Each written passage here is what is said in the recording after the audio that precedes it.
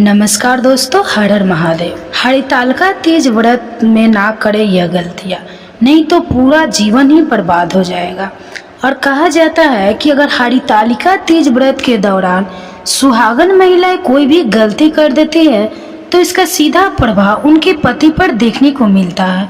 यानी कि सुहाग को हरितालिका तीज व्रत के दौरान कोई भी ऐसी गलती नहीं करना चाहिए, जो कि आज की वीडियो में हम आपको बताने वाले हैं।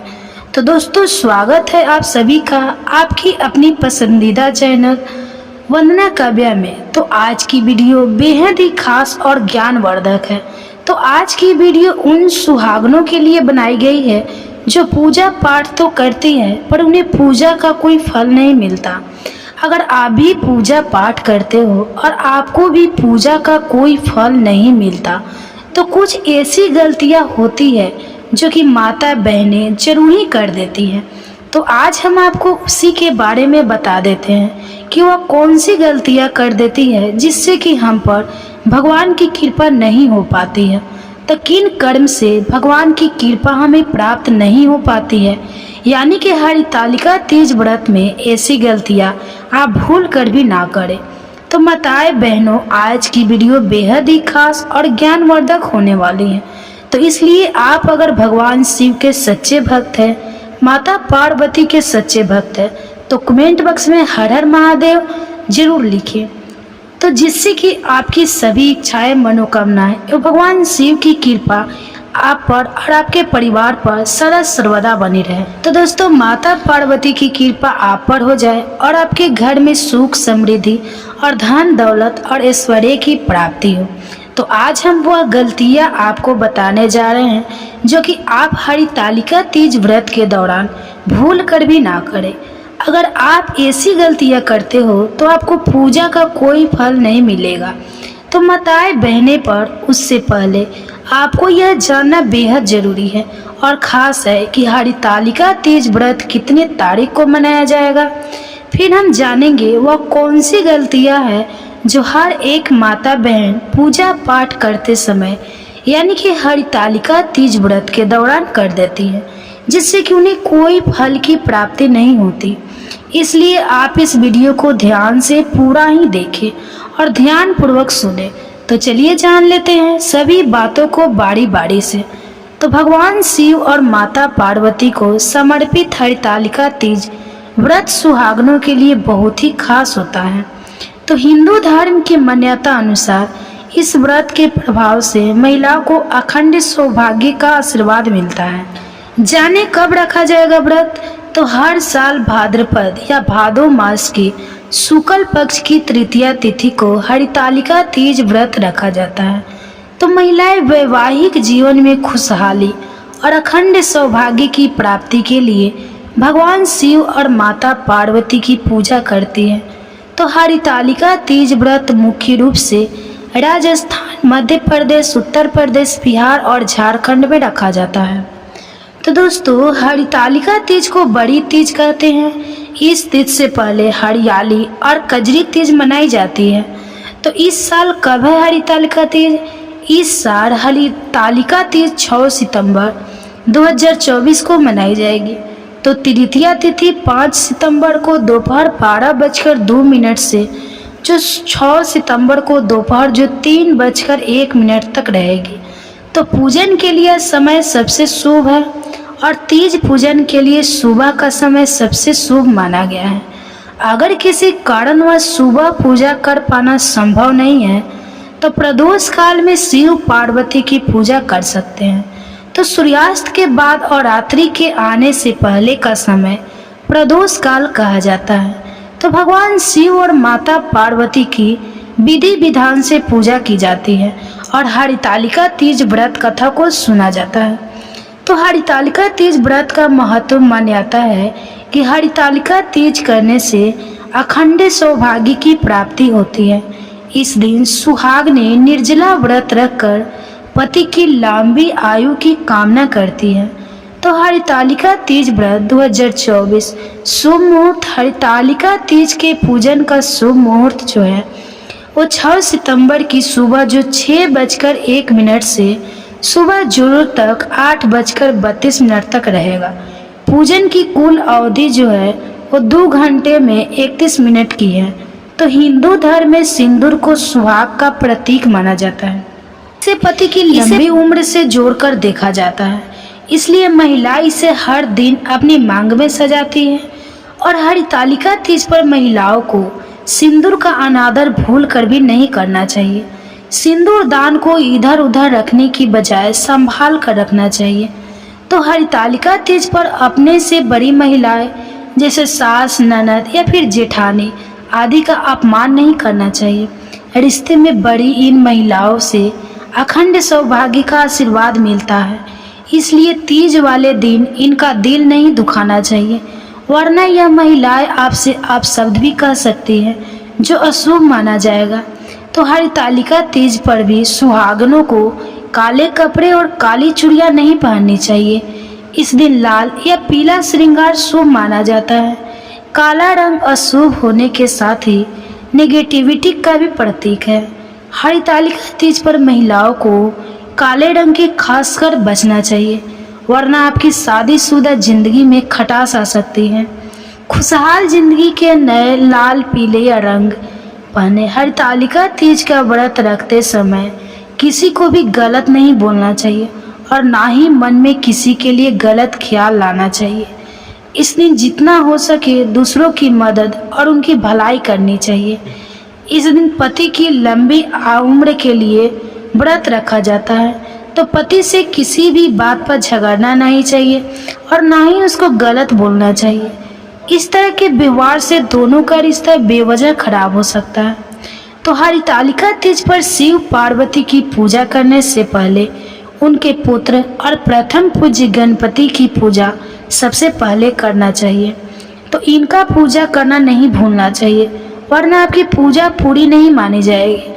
पुत्र से पहले की गई पूजा को शिव पार्वती भी स्वीकार नहीं करते और प्रसन्न होने के बजाय नाराज हो सकते हैं।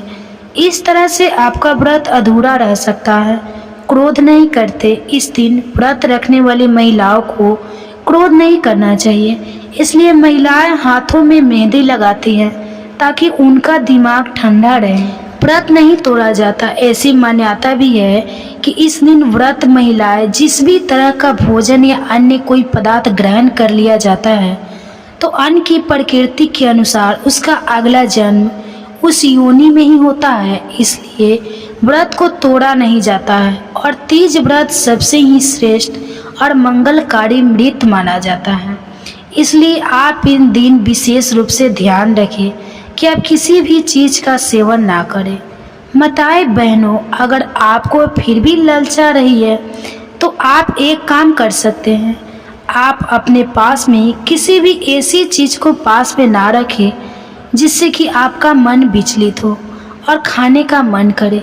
इसलिए आप उन चीज़ों से तीज व्रत के दिन आप उन सभी चीज़ों को दूर रखें, तो यह आपके लिए बहुत ही शुभ और मंगलकारी माना जाएगा।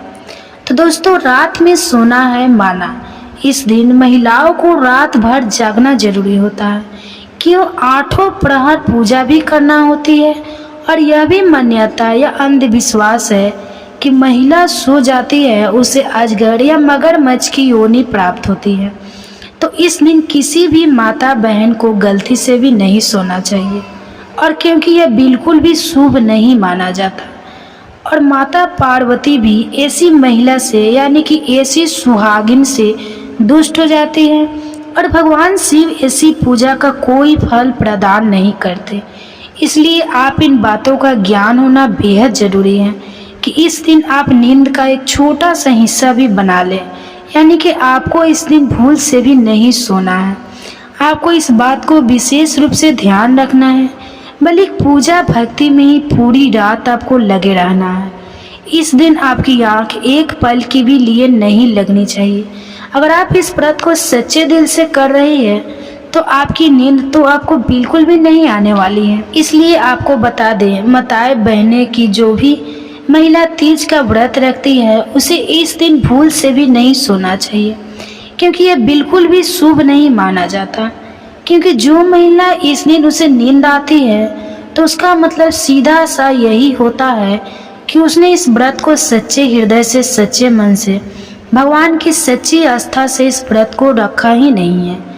इसलिए उसे महिला को कभी भी नींद नहीं आती जिसने इस व्रत को सच्ची हृदय से रखा हो, पर उसे महिला को जरूर ही नींद आती है जिसने इस व्रत को सच्चे हृदय से, सच्चे मन से ना रखा हो। तो इसलिए आपको इस दिन भूल कर भी नहीं सोना है। इस बात का आपको विशेष रूप से ध्यान रखना है। तो माताएं बहनें, आपने वीडियो को अभी तक लाइक ना किया हो तो लाइक अवश्य ही कर दे और कमेंट बॉक्स में जय मां पार्वती हर हर महादेव जरूर लिखें, जिससे कि सभी देवी देवता की कृपा आप पर और आपके पूरे परिवार पर सदा बनी रहे। एक ऐसा उपाय है जो कि हर कभी नहीं किया जाता है। देखिए, यह दिन इतना खास होता है, इतना महत्वपूर्ण होता है।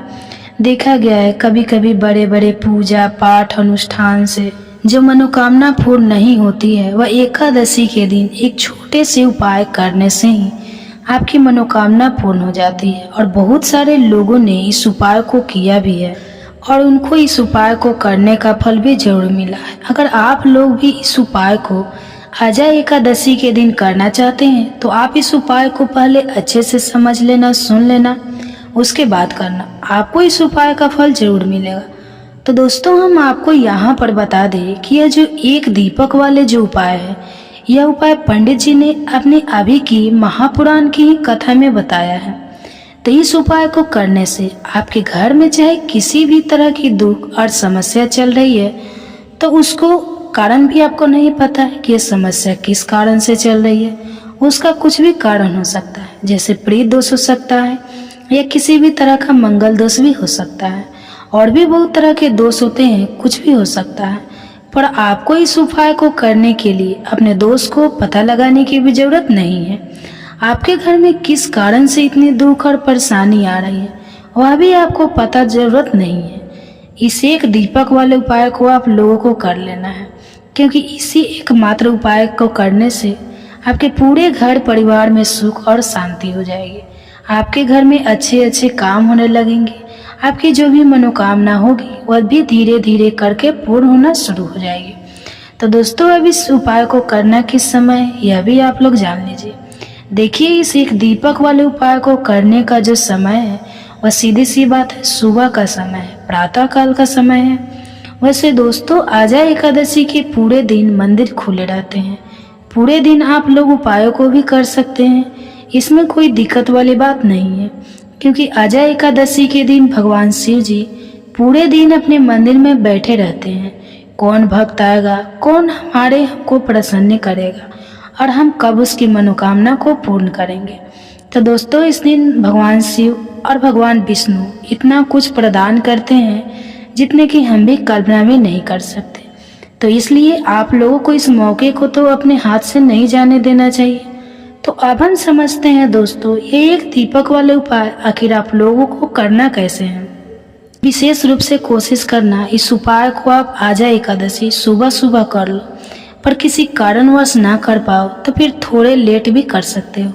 और पहले मुख्य कोशिश आपकी यही होनी चाहिए कि घर की जो माता बहन होती हैं उनमें से एक यह वाला उपाय करें। मतलब कि अगर माता बहन उपस्थित ना भी हो तो उस स्थान पर फिर घर का कोई बड़ा जो पुरुष हो वह भी इस उपाय को कर सकता है। कोई दिक्कत वाली बात नहीं है, पर घर के सभी सदस्य इस वाले उपाय को करने की जरूरत नहीं है। घर का कोई एक मुख्य सदस्य भी इस उपाय को करेगा तो इस उपाय को करने का फल उसको पूरे घर परिवार को मिल जाएगा। तो देखिए, एक दीपक वाले उपाय है तो सीधी सी बात है कि इसमें हमें एक दीपक की तो आवश्यकता पड़ेगी ही पड़ेगी। तो देखिए, अगर आप यह एक हल्दी वाला दीपक एकादशी वाले दिन अपने घर में जला देते हैं तो देखिए, आजा एकादशी का जो दिन है इसकी महिमा कुछ ऐसी है कि जो व्यक्ति एकादशी के दिन में शिव जी को प्रसन्न करने के लिए पूजा करता है, उपाय करता है, तो शिव जी बहुत जल्दी अपने उस भक्त से प्रसन्न हो जाते हैं। और अगर आपने हल्दी वाले दीपक का उपाय कर लिया तो ऐसा आप मान के चलिए कि शिव जी इतने ज़्यादा आपसे प्रसन्न हो जाएंगे कि आपके जीवन की जो निर्धनता और गरीबी है उसे वह जल्दी से जल्दी आपके जीवन से दूर कर देंगे। क्योंकि हल्दी जो है यह शिव जी से जुड़ी है और विष्णु जी के कारक है। इसलिए हल्दी आपके जीवन में बहुत सारी जो आर्थिक समस्या होती हैं, जो आपके घर में पैसा नहीं आता है, पैसा रुकता नहीं है, पैसा बहुत ज़्यादा खर्च अगर आपका होता है, धन की बर्बादी अगर आपके घर में हो रही है, तभी आपको विशेष कर ये हल्दी वाले एक दीपक का उपाय आजा एकादशी वाले दिन जरूर करना चाहिए। तो देखिए, इसी के साथ आपको बता दें, इस बार आजा एकादशी पर बहुत ही दुर्लभ संयोग का निर्माण हो रहा है। तो देखिए, आपको बता दें कि शिव जी को अगर आप जल्दी से जल्दी प्रसन्न करना चाहते हैं, अपने घर की गरीबी को जल्दी से जल्दी दूर करना चाहते हैं, तब आपको यह पहला उपाय करना है आजा एकादशी के दिन। तो उपाय को करने में आपको कौन कौन सी चीज़ लेनी है और किस समय उपाय करना है, तो देखिए, उपाय को करने के लिए आपको यहाँ पर लेना है 1 चुटकी काला तिल, बहुत ही ज़रा सा 1 चुटकी काला तिल लेना है, और 1 ही चुटकी आपको लेनी है पीसी हुई हल्दी। अब आपको क्या करना है, अपने नहाने वाले जल में 1 चुटकी हल्दी डालनी है और 1 चुटकी काला तिल डालना है, और आपको इस जल से स्नान करना है। तो देखिए, जब भी आप अपने जल में हल्दी डालकर, विशेषकर अगर एकादशी के दिन आप अपने जल में हल्दी डालकर स्नान करते हैं, तो इस होता क्या है, आपके जीवन में आपका जो भाग्य आपका साथ नहीं दे रहा होता है, आपके पास जो पैसे आने के रास्ते बंद होते जा रहे हैं, जो आपके जीवन में निर्धनता बढ़ रही है, गरीबी बढ़ रही है, जो आप अपने जीवन में बार बार असफल हो रहे हैं ना, तो इन सारी चीज़ों से आप देखेंगे कि आप बाहर निकल कर आ जाएंगे। तो आपके घर में, आपके जीवन में पैसा आना शुरू हो जाता है, पैसा रुकना शुरू हो जाता है, क्योंकि यहाँ पर आपकी कुंडली में गुरु की स्थिति बहुत मजबूत हो जाती है, जिसके बाद आप जिस काम को करते हैं उसमें आपको लाभ ही लाभ मिलता है। तो यह पहला उपाय है एकादशी के दिन, तो इस उपाय को आप जरूर करें। आप बात करेंगे दूसरे उपाय की।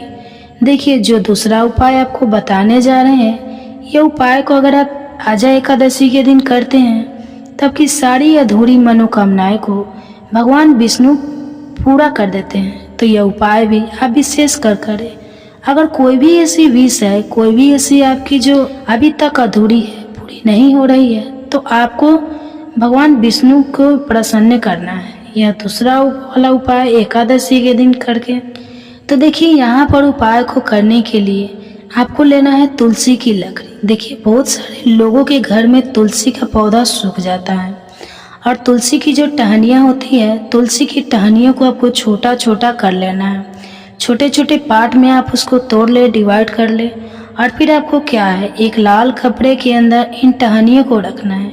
कितनी लेनी है, आप 2 ले सकते हैं, 5 ले सकते हैं, 11 ले सकते हैं। अगर 11 की संख्या हो तो बहुत उत्तम है। अब आपको क्या करना है, लाल कपड़े के अंदर रखना है और इसकी छोटी सी पोटली आपको बना लेनी है। अब सबसे पहले आपको क्या करना है, इस पोटली को शिव जी के चरण में स्पर्श करना है, उनके चरणों से स्पर्श करना है। इसके बाद आपको यह पोटली अपने घर में या अपने घर के मुख्य दरवाजे पर आपको इसको टांगना है। अंदर की तरफ टांगे, बाहर की तरफ नहीं, या फिर इसे आप अपने घर के मंदिर में एक तरफ रख देंगे। देखिए, जब भी आप तुलसी की टहनियाँ जो होती है, उन्हें अपने घर में कहीं पर भी रखते हैं और भगवान विष्णु की प्रार्थना करते हैं कि मेरी यह विश है, मेरी यह मनोकामना है, बहुत लंबे समय से अधूरी है, मेरे जीवन में निर्धनता है, गरीबी है, मेरे घर में सुख समृद्धि नहीं है, मेरे घर में क्लेश है। तो जिस तरह भी आपकी समस्या होती है, जो भी आपकी मनोकामना होती है, उसे शिव जी पूरा कर देते हैं, और आपके जीवन को निर्धनता और गरीबी तो कोसों आपसे जीवन से दूर हो जाती है। जब भी आप तुलसी को लकड़ी का या छोटा सा उपाय कर लेते हैं, तो आजा एकादशी के दिन एक चीज़ आपको बिल्कुल ध्यान रखनी है कि तुलसी का पौधा अगर आपके घर में सूख गया है, तब आपको एकादशी के दिन उसके लकड़ियों को नहीं निकालना है, क्योंकि एकादशी के दिन तो तुलसी की पत्तियों को भी नहीं तोड़ा जाता। तो ये चीज़ विशेषकर आपको ध्यान रखनी है। तो पहले से ही आप तुलसी के पौधों की अगर आपके पास टहनियाँ हैं, तभी यह उपाय आप करें। दूसरी चीज़ कि उसके घर में तुलसी का पौधा हरा भरा है। बहुत सारे लोगों के पौधे सूख गए हैं चारों में, लेकिन बहुत सारे लोग बहुत अच्छे से रखते हैं, और किसी किसी के घर में तुलसी का पौधा कभी सूखता ही नहीं है। तो उन्हें क्या करना है, उन्हें तुलसी के 2 पत्ते लेने हैं, तुलसी के 2 पत्ते लेने हैं, और आपको जब भी आप भगवान विष्णु को लगाते हैं, भोग लगाते हैं, वैसे आप लगाते ही हैं, हर बार अपने घर में तुलसी के पौधे पत्तों के साथ, लेकिन एकादशी के दिन विशेषकर आपको तुलसी के 2 पत्ते भगवान विष्णु को उनके भोग में अर्पित करने हैं। जो भी आप उन्हें भोग लगाते हैं, जिस चीज़ का भी, उसके साथ आपको तुलसी के 2 पत्ते जरूर भगवान विष्णु को अर्पित करने हैं। एक चीज़ ध्यान रहे, भूल कर भी आपको इस दिन चावल नहीं खाना चाहिए। चावल का भोग भूलकर भी आपको किसी भी देवी देवता को नहीं लगाना है, क्योंकि चावल खाना इस दिन महापाप होता है, जिसका बहुत ही बड़ा और विशेष महत्व होता है। और ऐसा दिन पूरे साल में सिर्फ एक ही बार आता है। और दोस्तों, आप सभी लोग जानते हो, बुधवार का अगर सबसे बड़ा कोई उपाय है तो वह 5 हरे मूंग के दाने वाला उपाय है। तो दोस्तों, इस मंगलवार के दिन आप लोगों को इस 5 हरे मूंग वाले उपाय को जरूर करना है। बहुत सारे लोग होंगे जिन लोगों ने इस उपाय को ना किया हो, मतलब पूरा साल निकल गया, उन्होंने किसी भी दिन कभी भी इस हरे मूंग वाले उपाय को ना किया हो। पर दोस्तों, आपके पास एक आखिरी मौका बचा हुआ है, जो कि 28 अगस्त के दिन है। तो इस दिन आप लोगों को इस वाले उपाय को जरूर कर लेना है। भले ही आपने पूरे साल भर इस उपाय को ना किया हो, पर अगर आपने इस भाद्रपद महीने के बुधवार के दिन अगर इस वाले उपाय को कर लिया, तो आपको इस उपाय को करने का वह फल मिलेगा जिसकी आपने कभी कल्पना भी नहीं की होगी। तो इसलिए आप लोग इस वाले उपाय को एक बार जरूर कर लेना, ताकि आप लोग के हाथ से यह मौका ना जा सके और आपको इस उपाय को करने का फल मिल सके। तो दोस्तों, यह उपाय पंडित जी ने अपनी अभी की ही शिव महापुराण की कथा में बताया है, जिस उपाय को आज हम आपको बहुत अच्छे से समझाने वाले हैं। तो इस वीडियो को देखने के बाद इस उपाय को समझने के लिए आपको कोई और वीडियो को देखने की ज़रूरत नहीं पड़ेगी। तो चलिए दोस्तों, उपाय को शुरू करते हैं। देखिए, यह इस भाद्रपद महीने के बुधवार के दिन, यह दिन इतना खास होता है, इतना महत्वपूर्ण होता है। देखा गया है कभी कभी बड़े बड़े पूजा पाठ अनुष्ठान से जो मनोकामना पूर्ण नहीं होती हैं, और भाद्रपद महीने के एक दिन एक छोटे से उपाय करने से ही आपकी मनोकामना पूर्ण हो जाती है।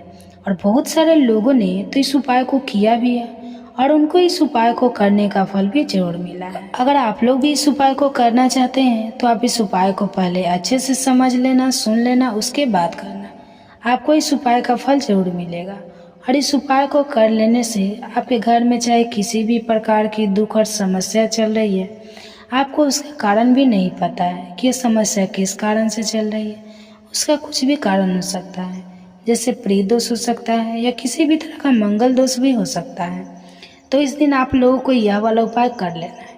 ये एक ऐसा उपाय है जिस उपाय को अगर किसी विशेष दिन पर किया जाए तो उस विशेष दिन का जो है वह हमें फल मिलता है। पर हमने उस दिन पर इस 5 हरे मूंग के दाने वाले उपाय को किया है तो हमें उससे भी बड़ा फल मिलता है, और फल बहुत जल्दी मिलता है, क्योंकि आप इस उपाय को बहुत ही बड़े और विशेष दिन पर कर रहे हो। तो चलिए अब उपाय के बारे में बात करते हैं, लेकिन उससे पहले आप लोगों को यह जानना आवश्यक है कि आखिर यह उपाय किस समय करना है, किसको करना है और कैसे करना है। तो चलिए हम आगे आपको वीडियो में एक एक करके बता देते हैं। लेकिन उससे पहले अगर आप लोग हमारे चैनल पर नए हैं तो हमारे चैनल को सब्सक्राइब कर लेना और इस वीडियो को लाइक करके कमेंट बॉक्स में श्री शिवाय नमस्तुभ्यम जरूर लिखना।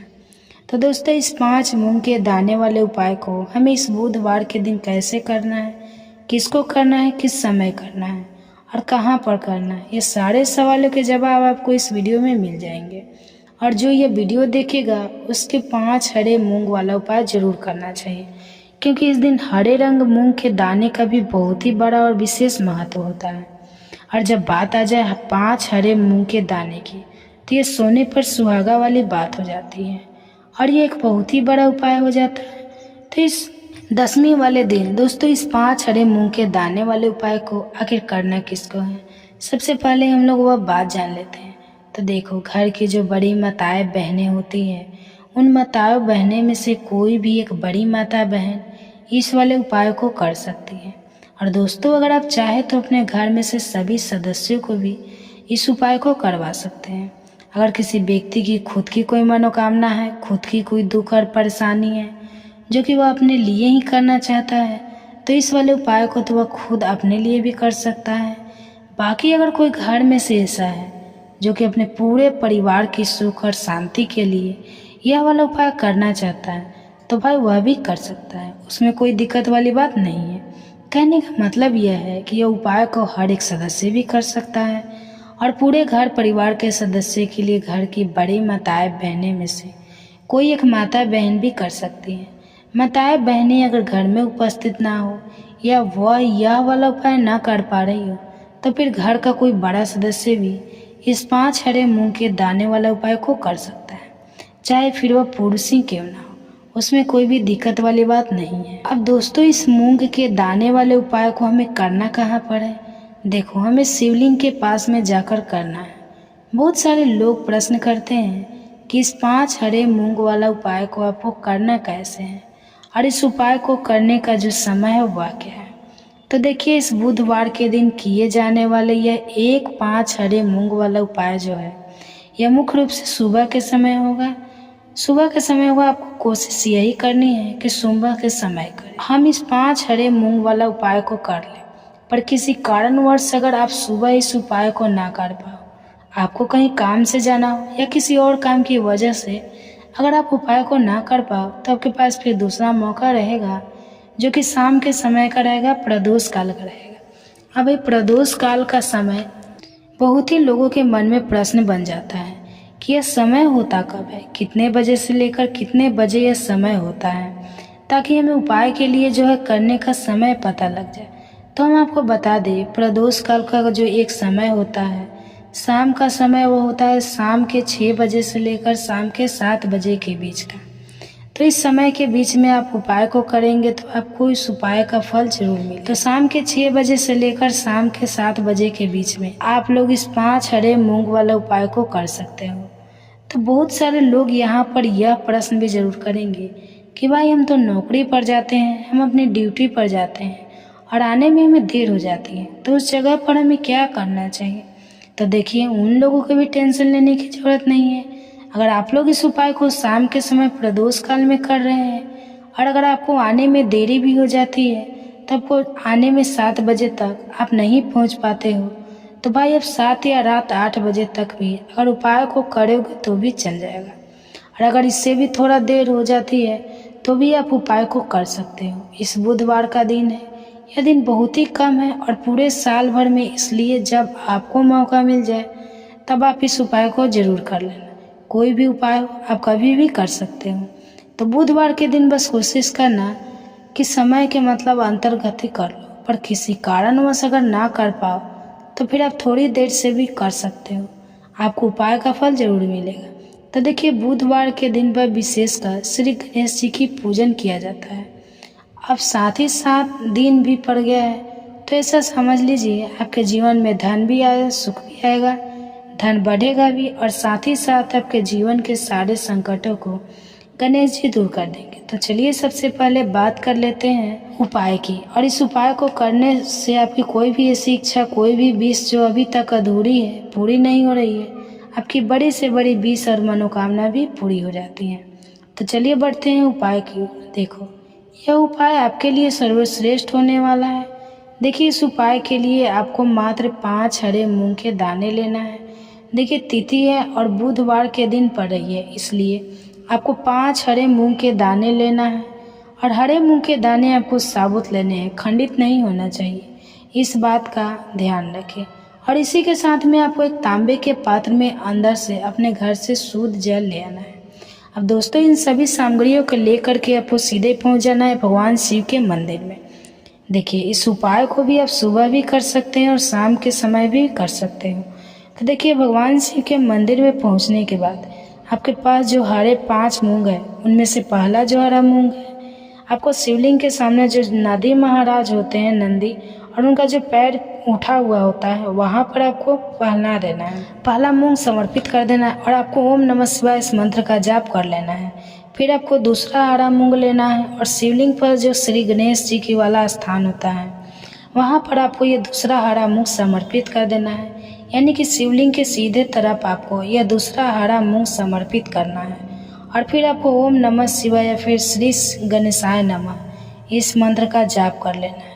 तीसरा हरा मूंग का दाना आपको भगवान शिव की सबसे प्रिय पुत्री माता अशोक सुंदरी वाले स्थान पर समर्पित करना होगा। शिवलिंग की जो जलधारी होती है, जहाँ से जल बह कर के आती है, उसी जलधारी के बीच में जो कहीं उठी हुई लाइन होती है, साफ की अंकृति के रूप में। वहीं पर आपको तीसरा हरा मूंग समर्पित करना है और फिर आपको ओम नमः शिवाय इस मंत्र का जाप कर लेना है। लोगों को जरूर करना चाहिए, क्योंकि दोस्तों यह एक ऐसा उपाय है जो कि इस उपाय को करने के बाद आपको पूरे कोई उपाय को करने की जरूरत नहीं है, क्योंकि सबसे बड़ा और सबसे नया यह उपाय पंडित जी ने अपनी अभी की कथा में ही बताया है। मैं जिस उपाय को आज हम आपको बहुत अच्छे से समझाने वाले हैं, तो इस वीडियो को देखने के बाद इस उपाय को समझने के लिए आपको कोई और वीडियो को देखने की ज़रूरत नहीं पड़ेगी। तो चलिए दोस्तों उपाय को शुरू करते हैं। देखिए, यह बुधवार दिन इतना खास होता है, इतना महत्वपूर्ण होता है। देखा है कभी कभी बड़े बड़े पूजा पाठ अनुष्ठान से जो मनोकामना पूर्ण नहीं होती, वो भाद्रपद महीने की बुधवार के दिन एक छोटे से उपाय करने से ही आपकी मनोकामना पूर्ण हो जाती है। और बहुत सारे लोगों ने इस उपाय को किया भी है और उनको इस उपाय को करने का फल भी जरूर मिला है। अगर आप लोग भी इस उपाय को भाद्रपद महीने के बुधवार के दिन करना चाहते हैं, तो आप इस उपाय को पहले अच्छे से समझ लेना, सुन लेना, उसके बाद करना। आपको इसका फल जरूर मिलेगा। और इस उपाय को कर लेने से आपके घर में किसी भी तरह की दुख और समस्या चल रही है, तो आपको उसका कारण भी नहीं पता है कि यह समस्या किस कारण से चल रही है।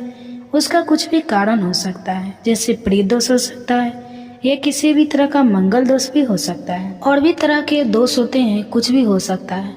पर आपको इस उपाय को करने के लिए अपने दोष को पता लगाने की भी जरूरत नहीं है, क्योंकि भाद्रपद महीने की बुधवार के दिन इस एक लोटा जल वाला उपाय को आप लोगों को कर। यह एक ऐसा उपाय है जिस उपाय को अगर किसी विशेष दिन पर किया जाए तो उस विशेष दिन का जो है वह तो हमें फल मिलता ही मिलता है।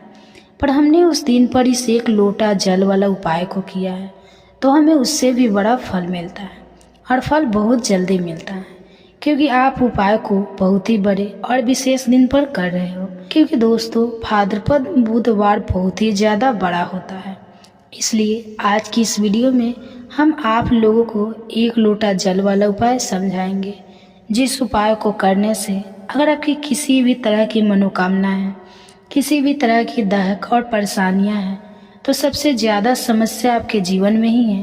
अगर आपको धन हासिल नहीं हो पा रहा है, रुपए पैसे की आपके घर में लगातार दिक्कत परेशानियां चलती चली आ रही है, आपका व्यापार नौकरी अगर अच्छे ऐसे नहीं चल रहे हैं, जिसकी वजह से घर में लगातार आर्थिक समस्याएं बनी रहती है, घर का कोई न कोई सदस्य अगर बीमार रहता है, आपस में एक दूसरे से लड़ाई झगड़ा होता रहता है, तो किसी भी अगर बनती नहीं है, तो पूज्य गुरुजी ने कहा है कि जब आपके जीवन में ऐसी परिस्थितियां आ जाए कि आप एक एक रुपए खर्च करने से पहले कई बार सोचने लगे, तो आपको धन हासिल अगर नहीं हो पा रहा है, तो आपको सिर्फ और सिर्फ एक लोटा जल वाला उपाय बुधवार के दिन से शिवलिंग के सामने एक ऐसा विशेष उपाय करना है जो आपकी इन सारी समस्याओं को सिर्फ 7 दिन के अंदर ही समाप्त कर देगा।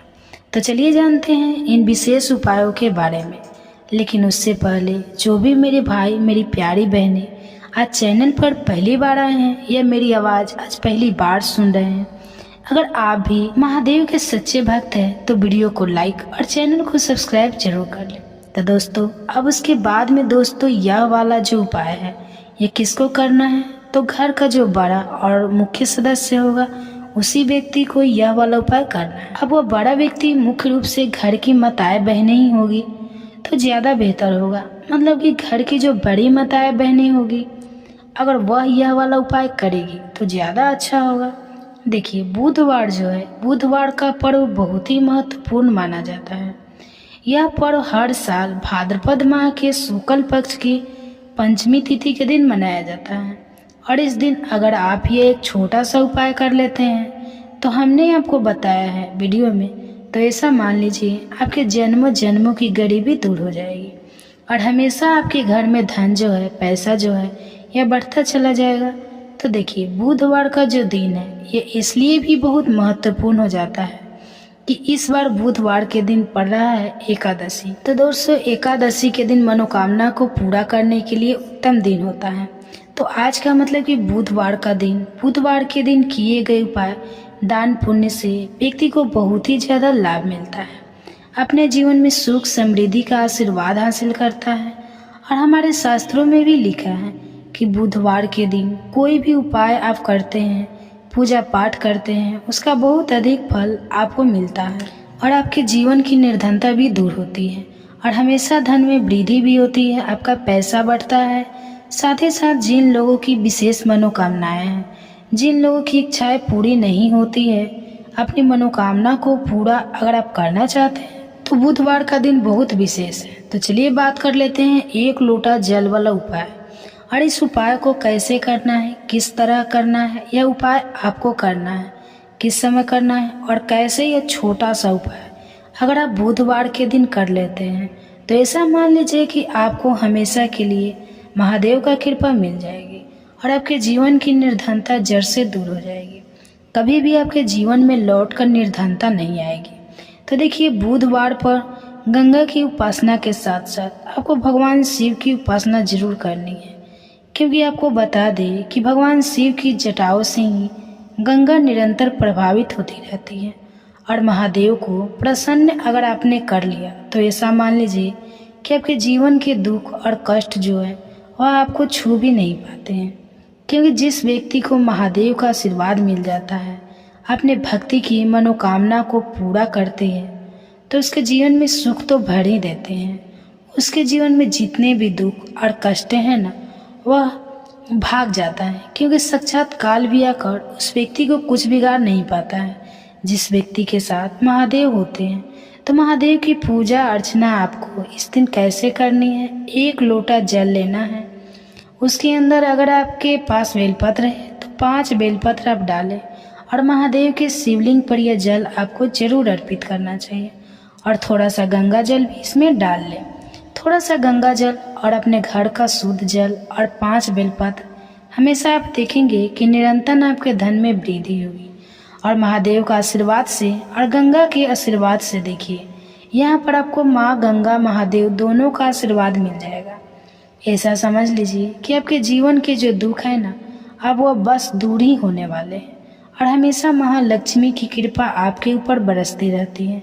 साथ ही साथ इस दिन एक बहुत ही छोटा सा उपाय आपको जरूर करना है कि अपने घर के मुख्य द्वार पर आपको 2 दीपक जरूर लगाने हैं। इतना उपाय आप कर लीजिए, बुधवार वाले दिन आपके जीवन के दुखों का अंत होगा ही होगा। तो सच्ची श्रद्धा के साथ इस उपाय को करें, आप अपने जीवन में सुख को बहुत जल्दी हासिल कर लेंगे। तो यह पहला उपाय है। आप जल्दी से बात कर लेते हैं दूसरे उपाय की। वो दूसरा उपाय कौन सा है? वह दूसरा उपाय जो कि आपको बुधवार वाले दिन विशेषकर करना है।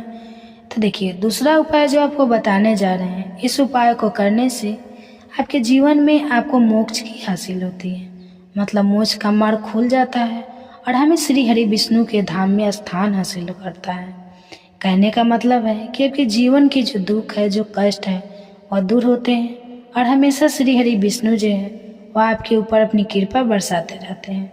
और देखिए, जब श्री हरि विष्णु का आशीर्वाद किसी व्यक्ति को मिल जाए ना, फिर ना वो व्यक्ति धन को लेकर परेशान रहता है, ना अपने जीवन में किसी भी कष्ट को लेकर परेशान रहता है।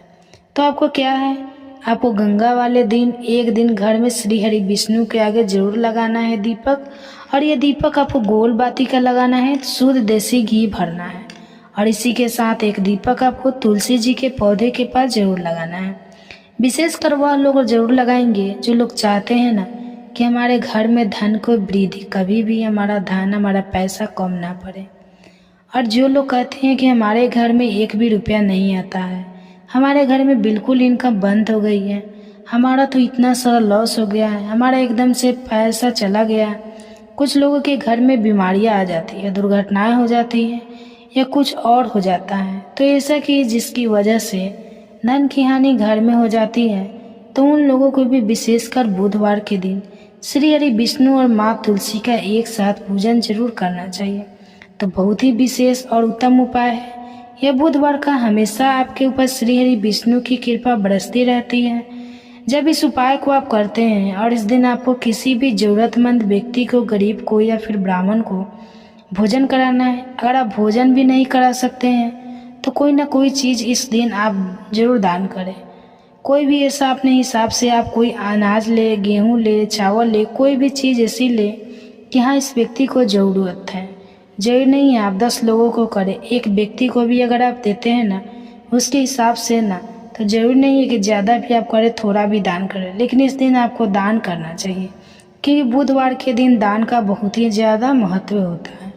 तो हमारे आत्मविश्वास में वृद्धि होती है, पिता से हमारे संबंध अच्छे होते हैं, पिता का स्वास्थ्य अच्छा होता है, पिता का पुण्य सुख हमें प्राप्त होता है। जब सूर्य हमारी जन्म कुंडली में अच्छी स्थिति में होते हैं तो सूर्य अच्छे हो, अगर जन्म कुंडली में शुभ स्थिति में हो तो धन संतान प्राप्ति में कोई बाधा नहीं आती है। तो संतान की प्राप्ति होती है, पुत्र संतान की प्राप्ति सूर्य के अच्छी स्थिति में होने से होती है। तो सूर्य के अच्छे होने से, सूर्य के शुभ होने से हमारे जीवन में बाधाएं कम आती है, परेशानियां बहुत कम आती है। अगर आपकी जन्म कुंडली में बहुत सारे राजयोग भी लगे हो और सूर्य देव कमजोर स्थिति में हो तो किसी भी राजयोग का आपको कोई फल प्राप्त नहीं होता है। लेकिन सूर्य देव भी मजबूत स्थिति में हो तो कितने भी दुर्भाग्य आपकी जन्म कुंडली में लगे हो तो मात्र सूर्य देव की कृपा से आपको राजयोगों की प्राप्ति होगी। तो सभी प्रकार की सुखों की प्राप्ति हो जाती है, धन संतान मान सम्मान नौकरी सरकारी नौकरी शासन प्रशासन से आपको लाभ प्राप्त होता है। मतलब आप अपने जीवन में जो भी कामना रखते हैं, जो भी आपकी इच्छाएं होती है, मात्र सूर्य देव की कृपा से पूर्ण हो जाती है। तो सूर्य का हमारे जन्म कुंडली में अच्छा होना बहुत ही आवश्यक होता है। लेकिन अगर हमारी जन्म कुंडली में किसी भी प्रकार से सूर्य कमजोर है तो हमें उनको प्रसन्न करने का, उनको शुभ बनाने का, मजबूत बनाने का उपाय जरूर करना चाहिए।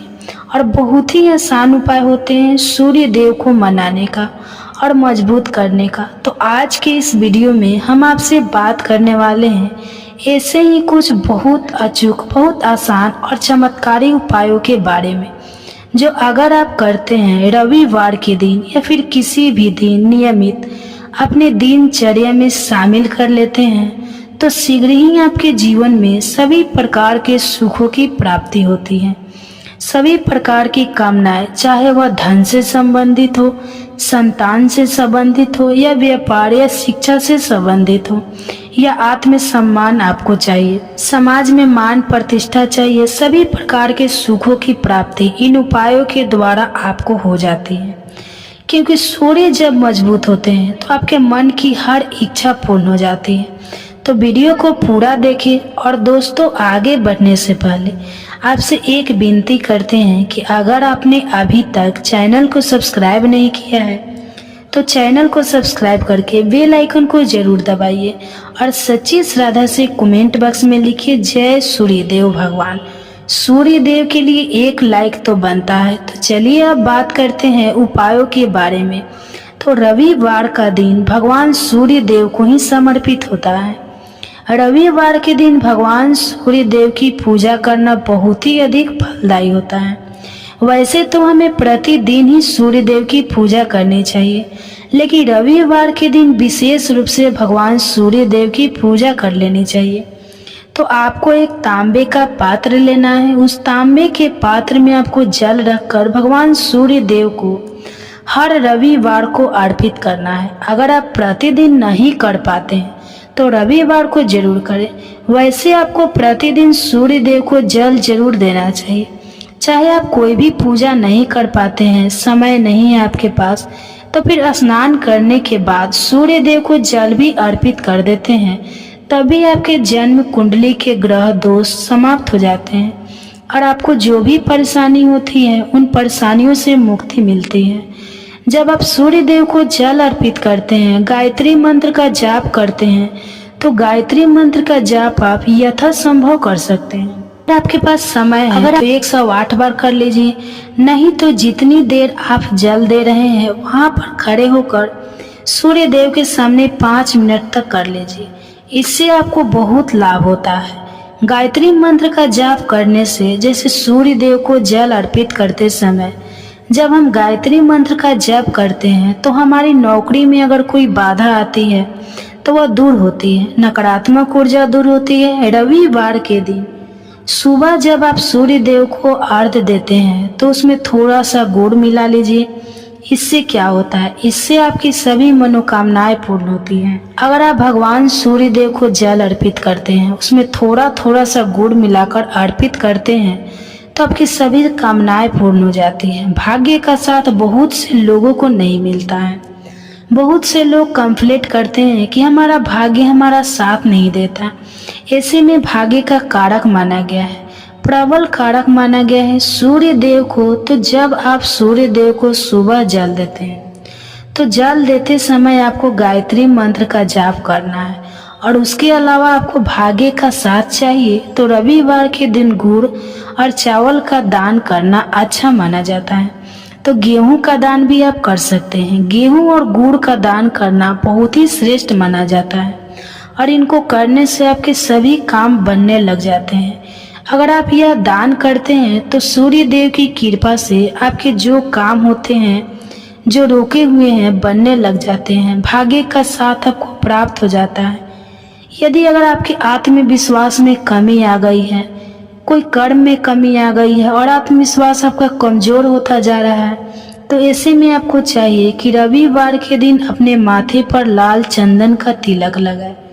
लाल चंदन जल में डालकर भगवान सूर्य देव को अर्घ्य दे दीजिए और अपने माथे पर भी आपको लाल चंदन का तिलक लगाना है। जब आप जल देते हैं भगवान सूर्य देव को, तब आप उसमें लाल चंदन डालेंगे। जब सूर्य देव को जल अर्पित करते हैं तो उसके बाद उस तांबे के पात्र में थोड़ा सा जो लाल चंदन है वह किनारे पर लगा होता है। जब हम कोई भी वस्तु डालकर अर्पित करते हैं तो किनारे पर थोड़ा सा लग ही जाता है। तो उस पात्र से ही अनामिका उंगली में आपको लाल चंदन लेना है और इसे अपने मस्तक पर लगाना है। अगर आप यह प्रतिदिन करते हैं तो निश्चित बहुत शीघ्र ही आपके आकर्षण में वृद्धि होती है। आपके सभी काम बनने लग जाते हैं। आप अगर व्यापार करते हैं तो आप जिनसे भी डीलिंग करते हैं, जिनसे भी आपका व्यापार है, जिनसे भी आपका व्यापारिक रिश्ता है, बहुत मजबूत स्थिति में होता है। आपके मान सम्मान के साथ आपके आत्मविश्वास में भी वृद्धि होती है। भगवान सूर्य देव की कृपा पाना चाहते हैं तो लाल मसूर की दाल किसी ब्राह्मण को रविवार के दिन दान दीजिए। अगर आप किसी ब्राह्मण को लाल मसूर की दाल दान करते हैं तो इससे आपके जन्म कुंडली के ग्रह दोष दूर होते हैं। यह आप 7 रविवार कर लीजिए। जैसे कि आप दान करते हैं, अब जैसे इस रविवार से आपने शुरू किया तो 7 रविवार लगातार कर देंगे तो आपको बहुत ही शीघ्र लाभ हो जाता है, ग्रह दोषों से मुक्ति मिल जाती है। तो रविवार के दिन गुड़ खाकर किसी काम पर निकलना चाहिए। जैसे प्रातः काल आप थोड़ा सा गुड़ खा लेते हैं तो इससे सूर्य देव बलि हो जाते हैं। और गुड़ और चावल से बनी हुई खीर अगर आप सूर्य देव को चढ़ाते हैं तो इससे दिन भी बहुत अच्छा हो जाता है। तो भगवान सूर्य देव को अर्पित करने के बाद आप यह खीर प्रसाद स्वरूप स्वयं भी खा सकते हैं और परिवार के सभी लोग खा सकते हैं। इससे आपकी तरक्की होती है, जीवन में आपको सफलता की प्राप्ति होती है। व्यापार हो, नौकरी हो, हर जगह आपको तरक्की मिलती है। यदि अगर आपके घर में कोई बीमार है, बहुत लंबे समय से बीमार है, तो उनसे कहें कि वो सूर्य देव को तांबे के पात्र में रोली और लाल फूल डालकर अर्पित करें। लाल फूल आप कोई भी ले सकते हैं, गुलाब का, गुलहड़ का, जो भी लाल पुष्प उपलब्ध हो उसको तांबे के पात्र में डालकर थोड़ी सी रोली या लाल चंदन डाल सकते हैं। ऐसा करने से सूर्य ग्रह बलि हो जाता है तो आत्मविश्वास बढ़ता है। आत्मा के कारक है सूर्य देव, और जब हमारा आत्मविश्वास बढ़ता है तो रोगों से मुक्ति मिलती है, नकारात्मक शक्ति से छुटकारा मिल जाता है, दवाइयाँ शीघ्र ही काम करने लग जाती है। तो रविवार के दिन आदित्य हृदय स्रोत का पाठ जरूर करना चाहिए। अगर आप चाहते हैं आपको सूर्य ग्रह का पूर्ण लाभ प्राप्त हो, चाहे आपकी जन्म कुंडली में सूर्य मजबूत स्थिति में भी हो, तभी रविवार को आपको आदित्य हृदय स्रोत का पाठ जरूर करना चाहिए। आदित्य हृदय स्रोत का पाठ अगर आप 3 बार करते हैं प्रतिदिन, या फिर 3 बार रविवार को भी कर लेते हैं, तो इससे भी आपके जीवन की परेशानियां दूर होती है। आपके मन में कोई भी कामना हो, जैसे हमने शुरू में ही कहा, गुण चाहिए, संतान चाहिए, मान सम्मान चाहिए, आत्मविश्वास चाहिए, शिक्षा में सफलता चाहिए, नौकरी में सफलता चाहिए, सरकारी नौकरी चाहिए, जीवन में आपकी कोई भी समस्या हो, उस समस्या से मुक्ति पाने के लिए आपका आत्मविश्वास बल होना चाहिए, आवश्यक होता है। अगर आपके अंदर आत्मविश्वास होगा तो आप किसी भी समस्या से मुक्ति पा लेंगे। और आत्मविश्वास की प्राप्ति तभी होती है जब सूर्य हमारी जन्म कुंडली में अच्छी स्थिति में होते हैं। तो एक बहुत ही अचूक उपाय हम आपसे शेयर करने वाले हैं, यह आप जरूर कीजिएगा। अगर आप किसी भी प्रकार से किसी भी समस्या से घिरे हुए हो, तो कोई भी आपकी विशेष कामना है, तो यह उपाय जरूर कीजिए। सूर्य को जब आप जल देते हैं तो जल देते समय जल में आपको एक बेल पत्र डालना है और इस बेल पत्र के साथ भगवान सूर्य देव को जल देना है। तो आप तांबे का पात्र ले लीजिए, उसमें थोड़ा गंगा जल डालें, थोड़ा सा जल डालें, थोड़ी सी रोली डालें और इसके साथ ही एक बेल पत्र डाल दीजिए। अब थोड़े से अक्षत भी डाल सकते हैं। अक्षत क्या होता है? चावल होता है जिसके टूटे हुए दाने ना हो, बिल्कुल साबुत चावल होता है, उसे अक्षत कहा जाता है। तो थोड़े से अक्षत, रोली और बेलपत्र डालकर भगवान सूर्य देव को जल देना है। 7 बार में आपको जल देना है। जैसा कि बताया जाता है, आपको 3 बार में जल देना चाहिए, रोक रोक कर। एक ही पात्र का जल हम 3 बार में देते हैं। हमें बेल पत्र डालना है, तो इस विशेष सामग्री की वजह से हम इस जल को 7 बार में भी दे सकते हैं। तो आप रोक रोक कर उसी जल को, एक पात्र के जल को ही 7 बार में दीजिए दोस्तों। उसके बाद भगवान सूर्य देव को देखते हुए आपको मंत्र बोलना है, ओम ह्रीं वीर्य सूर्याय नमः, ओम ह्रीं वीं सूर्याय नमः। तो इस प्रकार से आप इस मंत्र को बोलते हुए अगर सूर्य देव को जल अर्पित करते हैं तो शीघ्र ही आपके मन की कामनाएं पूर्ण हो जाती है।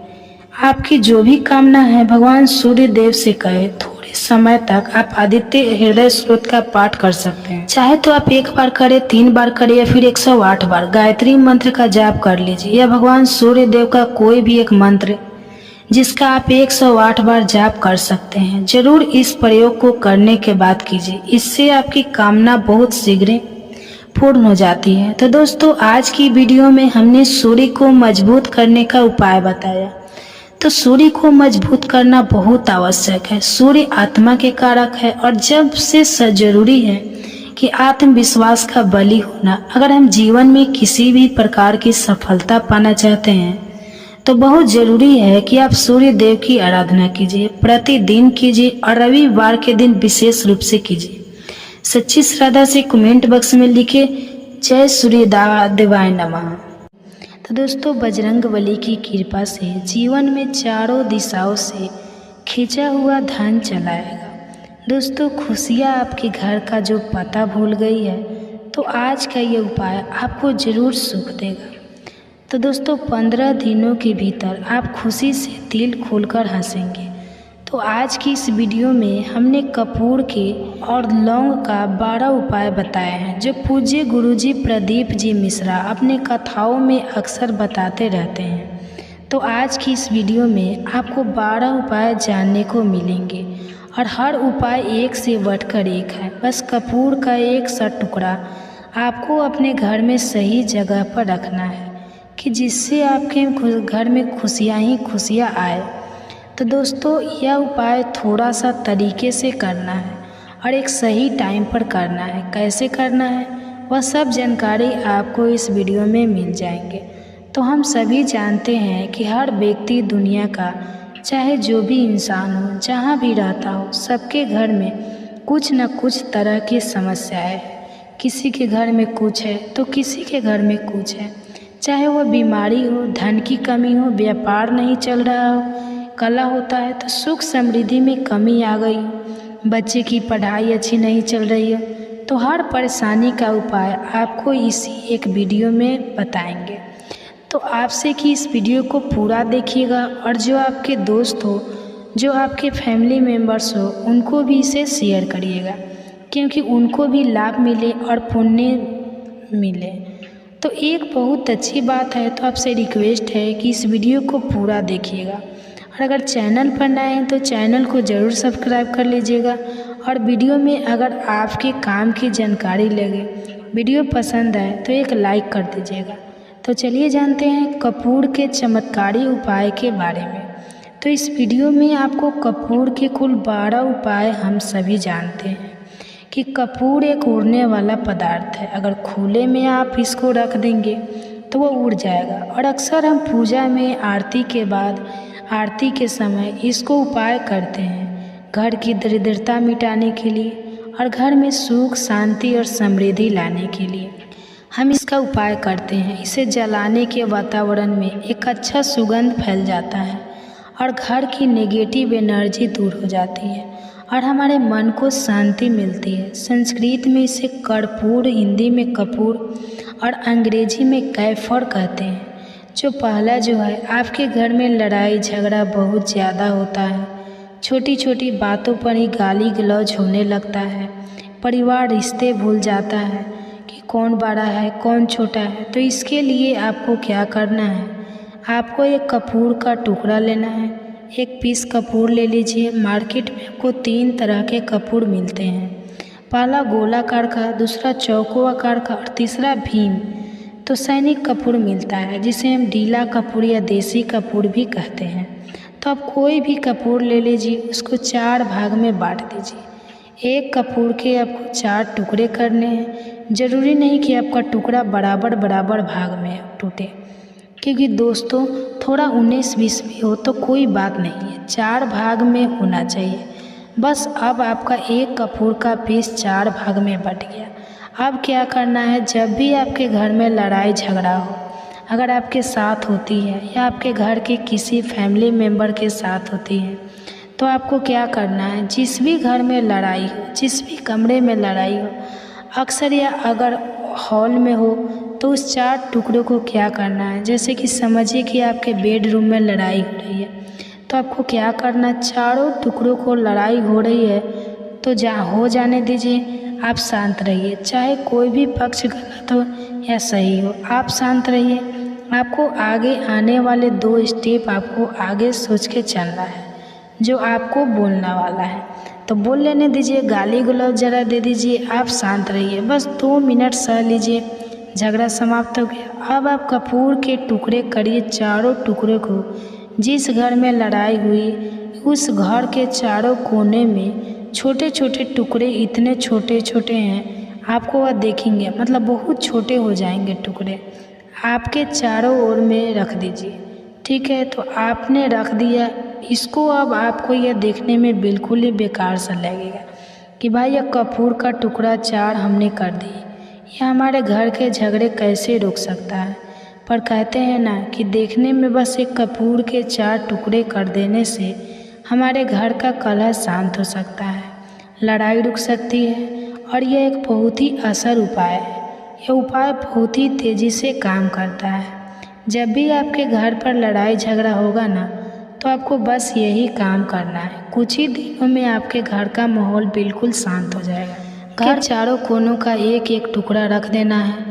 जो भी आपके घर का गुस्सैल व्यक्ति होगा ना, वह जो आपके घर में झगड़ा करता होगा, आप देखेंगे 15 दिन के भीतर उसका जो दिमागी संतुलन है वह सही तरीके से हो जाता है और वह कभी भी झगड़ा नहीं करना चाहेगा। किसी भी परिवार के सदस्य से वह अगर झगड़ा करता होगा तो अब वह नहीं करेगा। तो हाँ, थोड़ा सा समय लगेगा उसे पूरी तरह बदलने में। तो आप इस उपाय को करके देखिए, आपके घर का माहौल शांत हो जाएगा। अब दूसरा जो उपाय है आपका दुकान है, पर आपकी दुकान पर ग्राहक अब कम होते जा रहे हैं, आपके काम में तरक्की नहीं हो रही है, या आप नौकरी करते हैं आपकी नौकरी में तरक्की नहीं हो रही है, या आपको नौकरी की खोज है, नौकरी चाहे प्राइवेट हो या सरकारी हो, नौकरी होती है तो नौकरी ही है, उससे हमारे घर का खर्चा चलता है, काम धंधा हो या नौकरी हो, उसके लिए यह उपाय आपका बहुत काम करता है। घर में अगर सुख शांति समृद्धि की अपनी कमी हो गई हो, आपके घर में पैसे रुपए नहीं बचते हैं, आमदनी या ठनी और आपको 2-4 रुपया ज़्यादा ही हो जाता है, तो आपको क्या करना है, आपको करना एक कांच का कटोरी ले लीजिए। कांच की कटोरी में आपको 7 पीस कपूर डाल देना है। 7 पूरे के पूरे 7 गोली कपूर की डालनी है, चाय डालिए या गोल्ड डालिए, 7 आपको कपूर डाल देना है, 7 पीस। फिर उसमें आपको मेडिकल पर आ जाएंगे तब को वह आज साइज में देते हैं, वह नहीं आपको फिटकिरी लेनी है जिसका गुड़ होता है। तो उस तरह का वह ढेला फिटकिरी का होगा, आपको किराना दुकान पर राशन दुकान पर मिल जाएगा। तो 2 छोटे छोटे टुकड़े फिटकिरी के ले लीजिए और उसमें एक सीधा नमक वही है जो हम व्रत में खाते हैं। तो सीधा नमक का टुकड़ा पिसा हुआ कोई भी चीज़ उसमें नहीं लेना है। आपका घर का जो नमक सादा नमक खाते हैं वह लेना है। आपको यही 3 चीज़ लेना है। पहला है 7 पीस कपूर लेना है, दूसरा जो टुकड़ा है 2 टुकड़ा आपको फिटकिरी का लेना है और 1 टुकड़ा सीधा नमक का लेना है। इन तीनों को आप कटोरी में रख दीजिए और रख करके उसके ऊपर एक स्टील का या कोई ऐसा रखिए छोटे छोटे स्टील का, जो आप उस कटोरी कांच की कटोरी जब लेने जाएंगे तो उसी के साथ उसका साइज का भी ले लीजिए, अच्छा रहेगा। उस कटोरी को ढक देना है। आपने 3 चीज़ डाल दिया उसमें और उसके बाद उसको ढक दीजिएगा। अब आपको क्या करना है, जहाँ भी कैश रखते हैं आप, चाहे दुकान के लिए कर रहे हैं या घर के लिए करें, या सबके लिए एक ही चीज़ है। जहाँ पर भी अपना कैश रखते हैं, अगर घर में रखते हैं 50 तो आपको कहीं ना कहीं तो आप रखते होंगे, छोटे डिब्बे में या कैसे भी करके, तो उसके समीप रखना है। डिब्बे में आप नहीं रख सकते, आपके पास उतना बड़ा डब्बा नहीं है, तो आप इस जो कटोरी कपूर की जो कटोरी है जिससे आपने रखा है कांच की कटोरी, इसको उस डिब्बे के पास रख दीजिए। घर में उस कैश के डिब्बे के पास आपको इस कटोरी को रख देना है जिसमें आपने ये 3 चीज़ें रखी हुई।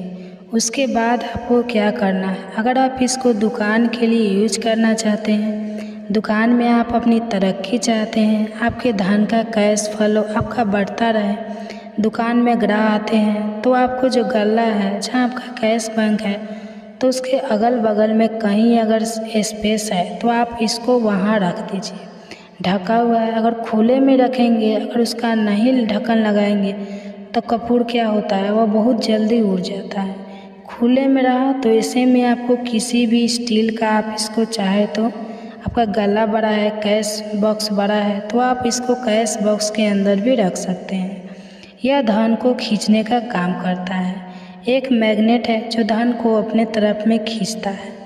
अब इसे किस दिन करना है, आपको यह उपाय किसी भी शुक्ल पक्ष के दिन, मंगलवार के दिन करना है। यह भोलेनाथ को बहुत अधिक प्रिय होते हैं, जिसका बहुत ही बड़ा और विशेष महत्व होता है, और ऐसा दिन पूरे साल में सिर्फ एक ही बार आता है। और दोस्तों, आप सभी लोग जानते हो मंगलवार का अगर सबसे बड़ा कोई उपाय है तो वह 7 गेहूं के दाने वाला उपाय है। तो दोस्तों, इस मंगलवार के दिन आप लोगों को इस 7 गेहूं के दाने वाले उपाय को जरूर करना है। बहुत सारे लोग होंगे जिन लोगों ने इस उपाय को ना किया हो, मतलब पूरा साल निकल गया, उन्होंने किसी भी दिन इस 7 गेहूं के दाने वाले उपाय को ना किया हो। पर दोस्तों, आपके पास एक आखिरी मौका बचा हुआ है जो कि 27 अगस्त के दिन है। तो इस दिन आप लोगों को इस उपाय को जरूर कर लेना है। भले ही आपने पूरे साल भर इस उपाय को ना किया हो, पर अगर आपने इस भाद्रपद महीने के मंगलवार के दिन अगर इस वाले उपाय को कर लिया तो आपको इस उपाय को करने का वह फल मिलेगा जिसकी आपने कभी कल्पना भी नहीं की होगी। इसलिए आप लोग इस वाले उपाय को एक बार जरूर कर लेना, ताकि आप लोगों के हाथ से यह मौका ना जा सके और आपको इस उपाय को करने का फल मिल सके।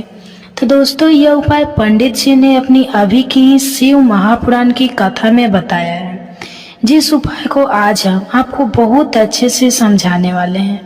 तो इस वीडियो को देखने के बाद इस उपाय को समझने के लिए आपको कोई और वीडियो को देखने की जरूरत नहीं पड़ेगी। तो चलिए दोस्तों, उपाय को शुरू करते हैं। देखिए, यह भाद्रपद महीने के मंगलवार का दिन यह इतना खास होता है, इतना महत्वपूर्ण होता है। देखा गया है कभी कभी बड़े बड़े पूजा पाठ अनुष्ठान से जो मनोकामना पूर्ण नहीं होते, वो भाद्रपद महीने के दिन एक छोटे से उपाय करने से ही आपकी मनोकामना पूर्ण हो जाती है। और बहुत सारे लोगों ने इस उपाय को किया भी है और उनको इस उपाय को करने का फल भी जरूर मिला है। अगर आप लोग भी इस उपाय को करना चाहते हैं तो आप इस उपाय को पहले अच्छे से समझ लेना, सुन लेना, उसके बाद करना। आपको इस उपाय का फल जरूर मिलेगा। और इस उपाय को कर लेने से आपके घर में चाहे किसी भी प्रकार की दुख और समस्या चल रही है तो उसका कारण भी नहीं पता है कि यह समस्या किस कारण से चल रही है। उसका कुछ भी कारण हो सकता है, जैसे प्रेत दोष हो सकता है या किसी भी तरह का मंगल दोष भी हो सकता है। तो इस दिन आप लोगों को यह वाला उपाय कर लेना है। यह एक ऐसा उपाय है जिस उपाय को अगर किसी विशेष दिन पर किया जाए तो भाई उस विशेष दिन का जो है वह तो हमें फल मिलता ही मिलता है। पर हमने उस दिन पर इस 7 गेहूं के दाने वाले उपाय को किया है तो हमें उससे भी बड़ा फल मिलता है और फल बहुत जल्दी मिलता है, क्योंकि आप इस उपाय को बहुत ही बड़े और विशेष दिन पर कर रहे हो। तो चलिए अब उपाय के बारे में बात करते हैं, लेकिन उससे पहले आप लोगों को यह जानना आवश्यक है कि आखिर यह उपाय किस समय करना है, किसको करना है और कैसे करना है। तो चलिए हम आगे को वीडियो में एक एक करके बता देते हैं। लेकिन उससे पहले अगर आप लोग हमारे चैनल पर नए हैं, अगर आप लोग हमारा वीडियो पहली बार देख रहे हैं, हमारी आवाज़ आज पहली बार सुन रहे हैं, तो प्लीज़ चैनल को सब्सक्राइब कर दीजिए और वीडियो को लाइक करके कमेंट बॉक्स में हरे कृष्णा जरूर लिखिए। तो दोस्तों, इस 7 गेहूं के दाने वाले उपाय को हमें इस मंगलवार के दिन कैसे करना है, किसको करना है, किस समय करना है और कहाँ पर करना है, ये सारे सवालों के जवाब आपको इस वीडियो में मिल जाएंगे। और जो यह वीडियो देखेगा उसको 7 गेहूं के दाने वाला उपाय जरूर करना चाहिए, क्योंकि इस दिन एक गेहूं के दाने का भी बहुत ही बड़ा और विशेष महत्व होता है। और जब बात आ जाए 7 गेहूं के दाने की तो ये सोने पर सुहागा वाली बात हो जाती है और यह एक बहुत ही बड़ा उपाय हो जाता है।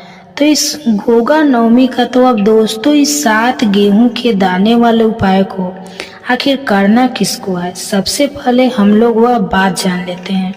तो देखो, घर की जो बड़ी माताएं बहनें होती है, उन माताएं बहनें में से कोई भी एक बड़ी माता बहन इस वाले उपाय को कर सकती है। और दोस्तों, अगर आप चाहे तो अपने घर में से सभी सदस्य को भी इस उपाय को करवा सकते हैं। अगर किसी व्यक्ति की खुद की कोई मनोकामना है, खुद की कोई दुख और परेशानी है जो कि वह अपने लिए ही करना चाहता है, तो इस वाले उपाय को तो वह खुद अपने लिए भी कर सकता है। बाकी अगर कोई घर में से ऐसा है जो कि अपने पूरे घर परिवार की सुख और शांति के लिए यह वाला उपाय करना चाहते हैं तो वह भी कर सकती है, उसमें भी कोई दिक्कत वाली बात नहीं है। कहने का मतलब यह है कि इस उपाय को हर एक सदस्य भी कर सकता है और पूरे घर परिवार के सदस्य के लिए घर की बड़ी माताएं बहनों में से कोई एक माता बहन भी कर सकती है।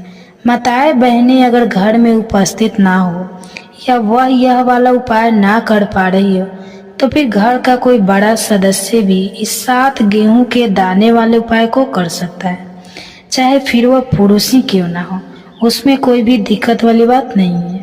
अब दोस्तों, इस गेहूं के दाने वाले उपाय को हमें करना कहाँ पर है? देखो, हमें शिवलिंग के पास में जाकर करना है। बहुत सारे लोग प्रश्न करते हैं कि हर एक उपाय को करते समय क्या हम इस उपाय को घर पर या मंदिर में कर सकते हैं?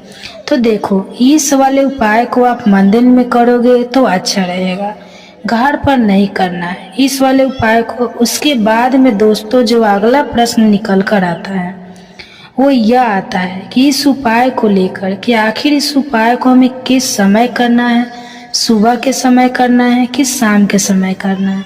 तो देखो, इस वाले उपाय को आप लोग सुबह के समय भी कर सकते हो और शाम के समय प्रदोष काल में भी कर सकते हो। अब अगर आप पूछो कि सबसे उत्तम समय कौन सा रहेगा इस 7 गेहूं के दाने वाले उपाय को करने का, तो हम आपसे बस यही कहेंगे कि इस उपाय को आप शाम के समय करेंगे तो ज़्यादा बेहतर होगा। बाकी अगर सुबह के समय भी करेंगे तो भी अच्छा होगा। उसमें कोई भी दिक्कत वाली बात नहीं है। तो दोस्तों, जो अगली सबसे बड़ी और महत्वपूर्ण बात आती है वह यह आती है कि सुबह अगर हम उपाय को करेंगे तो हमें कितने बजे से लेकर कितने बजे तक के बीच में करना है, और शाम के समय प्रदोष काल में करेंगे तो हमें कितने बजे से लेकर कितने बजे के बीच में करना है। तो देखो, सुबह जितनी जल्दी हो सके आप उपाय को करने की कोशिश करना। बाकी अगर किसी कारणवश लेट भी हो जाओ तो थोड़ी देर भी हो जाए तो 10 या 11 बजे तक भी आप उपाय कर लेना, पर 12 बजे से ज़्यादा देरी ना हो, ठीक है? इस बात का ध्यान रखना। उसके बाद में दोस्तों, अगर शाम के समय प्रदोष काल की बात करें तो प्रदोष काल का जो समय होता है वह शाम के 6 बजे से शुरू हो जाता है। मतलब शाम के 6 बजे से लेकर 7 बजे के बीच का जो समय होता है यह समय प्रदोष काल का समय होता है। पर अभी जो मौसम चल रहा है, इस मौसम में जो है शाम बहुत देरी से होती है, तो आप इस उपाय को 7 या 8 बजे के बीच में भी कर सकते हो। मतलब शाम के 6 बजे से रात 8 बजे के बीच में आप कभी भी इस वाले उपाय को कर सकते हो, उसमें कोई भी दिक्कत वाली बात नहीं है। परंतु मंगलवार के दिन कोशिश करना कि समय का अंतर्गत ही कर लो। किसी कारणवश ना कर पाओ तो थोड़ी देरी से भी कर सकते हो, आपको उपाय का फल जरूर मिलेगा। देखिए, इस वीडियो में जितने भी उपाय हम आपको बताएंगे सभी उपाय सरल हैं। देखो, गुरुजी ने कहा है कि मंगलवार के दिन आपको चौमुख दीपक वाला उपाय तो अवश्य ही करना चाहिए। वीडियो के अंतिम में आपको उपाय बताया है जो आपको करना है। देखो, आगे बढ़ने से पहले वीडियो को एक लाइक जरूर करें। सबसे पहला उपाय, यदि आपके जीवन में कर्जा बहुत अधिक है, आपके जीवन में संकट बहुत अधिक रहते हैं, आपके ऊपर बहुत अधिक विपदा आ रही है, बार बार आपको अपने व्यापार में और अपने धन में हानि देखने को मिल रही है, यानी कि आपको प्रत्येक कार्य में हानि हो रही है, तो आपको यह उपाय करना चाहिए। देखिए, इस उपाय के लिए आपको मात्र 1 लौंग का जोड़ा लेना है, यानी कि 2 फूल वाली लौंग लेनी है। साथ में आपको मात्र थोड़ा सा शहद लेना होगा, और इसी के साथ में आपको तांबे के पात्र के अंदर शुद्ध जल लेना होगा। अब देखिए, इन सभी सामग्रियों के लेकर के आपको भगवान शिव के मंदिर में पहुंच जाना है। देखिए, यह उपाय आप सुबह से लेकर शाम तक कर सकते हो। तो सबसे पहले तो आपको पास जो 2 फूल वाले लौंग है उन्हें आपको शहद के अंदर अच्छे से डुबोना है, यानी कि दोनों लौंग पर आपको अच्छे से शहद का लेप लगाना है। अब आपको जो आपके पास 1 लोटा जल है, सबसे पहले तो उसे शिवलिंग पर धीरे धीरे समर्पित करना है और श्री शिवाय नमस्तुभ्यम इस मंत्र का जाप करते हुए समर्पित कर देना है। अब आपके पास जो 2 फूल वाली लौंग है शहद से, उसे आपको शिवलिंग पर अर्पित करना है और आपको प्रार्थना करनी है कि जीवन में जो रोग की स्थिति है वह समाप्त हो, जीवन के जो संकट और समस्याएं हैं वह सभी समाप्त हो, जीवन से जो कर्ज की समस्या है वह समाप्त हो। इस प्रकार से प्रार्थना करते हुए यह जो 2 फूल वाले लौंग है शहद से, इसमें आपको शिवलिंग पर अर्पित कर देनी है। बोलना चाहिए यह 3 शब्द। ये 3 शब्द बोलने से सभी मनोकामनाएं पूर्ण हो जाती है। तो दोस्तों, पिछले वीडियो में हमने आपको तुलसी को जल देने के महत्व की कथा सुनाई है। आज की इस वीडियो में हम जानेंगे तुलसी को जल देने के क्या फायदा है। तो दोस्तों, एक बार की बात है, सत्यभामा ने भगवान श्री कृष्ण से तुलसी को जल देने का महत्व पूछ लिया था। तब भगवान श्री कृष्ण ने उन्हें उसका महत्व सुना दिया था। आगे देवी सत्यभामा कहती है, हे स्वामी, आपने मुझे तुलसी को जल देने का महत्व तो बता दिया, किंतु अब मेरे मन में यह जानने की जिज्ञासा हो रही है कि तुलसी को जल कैसे देना चाहिए, तुलसी को जल देने की सर्वोत्तम विधि कौन सी है, तथा तुलसी को जल देने का मंत्र कौन सा है। कृपा आप मुझे इन सभी प्रश्नों का उत्तर दे। तब भगवान श्री कृष्ण देवी सत्यभामा से कहते हैं, हे प्रिय, जिस प्रकार से मैंने तुम्हें तुलसी का महत्व सुनाया है, उसी प्रकार से तुलसी को जल देते समय बोले जाने वाले मंत्र का भी बड़ा महत्व है। यह मंत्र केवल 3 शब्दों का है, किंतु इसका प्रभाव बहुत कल्याणकारी है। जो भी मनुष्य नित्य तुलसी को जल देते समय अपने मुख से केवल यह 3 शब्द बोल देता है तो साक्षात लक्ष्मी उसके घर में प्रवेश करती है। उसकी दरिद्रता समाप्त हो जाती है, उसे धन धान्य की प्राप्ति होती है। वह मंत्र बताने से पूर्व मैं आपको तुलसी के इस मंत्र का महत्व सुनाता हूँ। इस मंत्र को सुन लेने मात्र से ही मनुष्य के समस्त पाप नष्ट हो जाते हैं। उसे 100 वर्षों तक तुलसी को जल देने का पुण्य प्राप्त हो जाता है। इसलिए देवी, आप इस कथा को ध्यान से पूरा जरूर सुने। देवी सत्यभामा कहती है, हे प्रभु, मैं इस कथा को पूरा अवश्य सुनूंगी। आप मुझे तुलसी के मंत्र का महत्व सुनाइए। श्री कृष्ण कहते हैं, हे देवी सत्यभामा, दक्षिण में एक अत्यंत शुभ नयाम नगरी थी। उस नगरी में सुषमा नाम का एक खूंटी वृद्धि का ब्राह्मण रहता था। पापियों का तो वह शिरोमणि था। उसका जन्म एक ऐसे ब्राह्मण परिवार में हुआ था जो पाप कर्म करने वाले शास्त्र ज्ञान से शून्य थे। वह जन्म से तो ब्राह्मण था, किंतु कर्म से वह अत्यंत दुराचारी था। वह न पूजा पाठ करता था, न ध्यान करता था, न जाप, न होम, और न ही अतिथियों का सत्कार करता था। उसके द्वार पर आए अतिथियों को बिना दान किए ही क्रूरता पूर्वक भगा देता था। स्त्री लंपटा होने के कारण वह सदैव ही प्राय स्त्रियों में आसक्त रहता था। उसे मदिरा पान करने की भी आदत थी। साथ ही वह मांस खाया करता था। वह दिन में खेत में काम करके पत्ते बेचकर जीविका चलाया करता था और रात्रि में वेश्याओं को सेवन करता था। इस प्रकार से उस ब्राह्मण ने अनेक वर्षों तक जीवन व्यतीत किया। फिर एक दिन वह वृद्धि सुन शर्मा बेचने के लिए, पत्ते इकट्ठा करने के लिए एक वैश्य की वाटिका में घूमने लगा और पत्ते तोड़ने लगा। तभी एक काल रूपधारी काले सर्प ने उस ब्राह्मण को काट लिया और उसी समय उसकी मृत्यु हो गई। उसके बाद 2 यम के दूत उसे लेने के लिए उस स्थान पर प्रकट हुए और उसे उठकर यमलोक ले जाने लगे। मार्ग में वह यमलोक दूतों के सामने बहुत विलाप करने लगा, हे दूतों, मुझे कहाँ ले जा रहे हो? मुझे छोड़ दो, मेरे प्राण बख्श दो। किंतु यमदूत उसे यह कहते हुए ले जाने लगे, अरे दुष्ट ब्राह्मण, तेरे पाप कर्मों के कारण तुझे सांप ने काट लिया है। अब यमराज तुझे अवश्य घोर नरक में डाल देंगे। फिर यम के दूत उस ब्राह्मण को लेकर यमलोक पहुँचते हैं और यमराज के सामने खड़े हो जाते हैं। चित्रगुप्त उस ब्राह्मण का लेखा जोखा निकालते हैं और यमराज से कहते हैं, हे धर्मराज, इस ब्राह्मण ने बचपन से लेकर मृत्यु तक पाप ही पाप किया है, कभी कोई पुण्य का काम नहीं किया है। फिर धर्मराज अपने दूतों से कहते हैं, हे दूतों, इस घोर पाप करने वाले ब्राह्मण को उठाकर ले जाओ और इसे नरक में डाल दो। फिर यम के दूत उस ब्राह्मण को ले जाते हैं और नरक की भयंकर अग्नि में धकेल देते हैं। अनेक वर्षों तक नरक में सजा भुगतने के बाद उस ब्राह्मण को दूसरे जन्म में एक बैल का शरीर मिलता है। बैल का जन्म पाकर वह बोझ उठाने का काम करने लगा।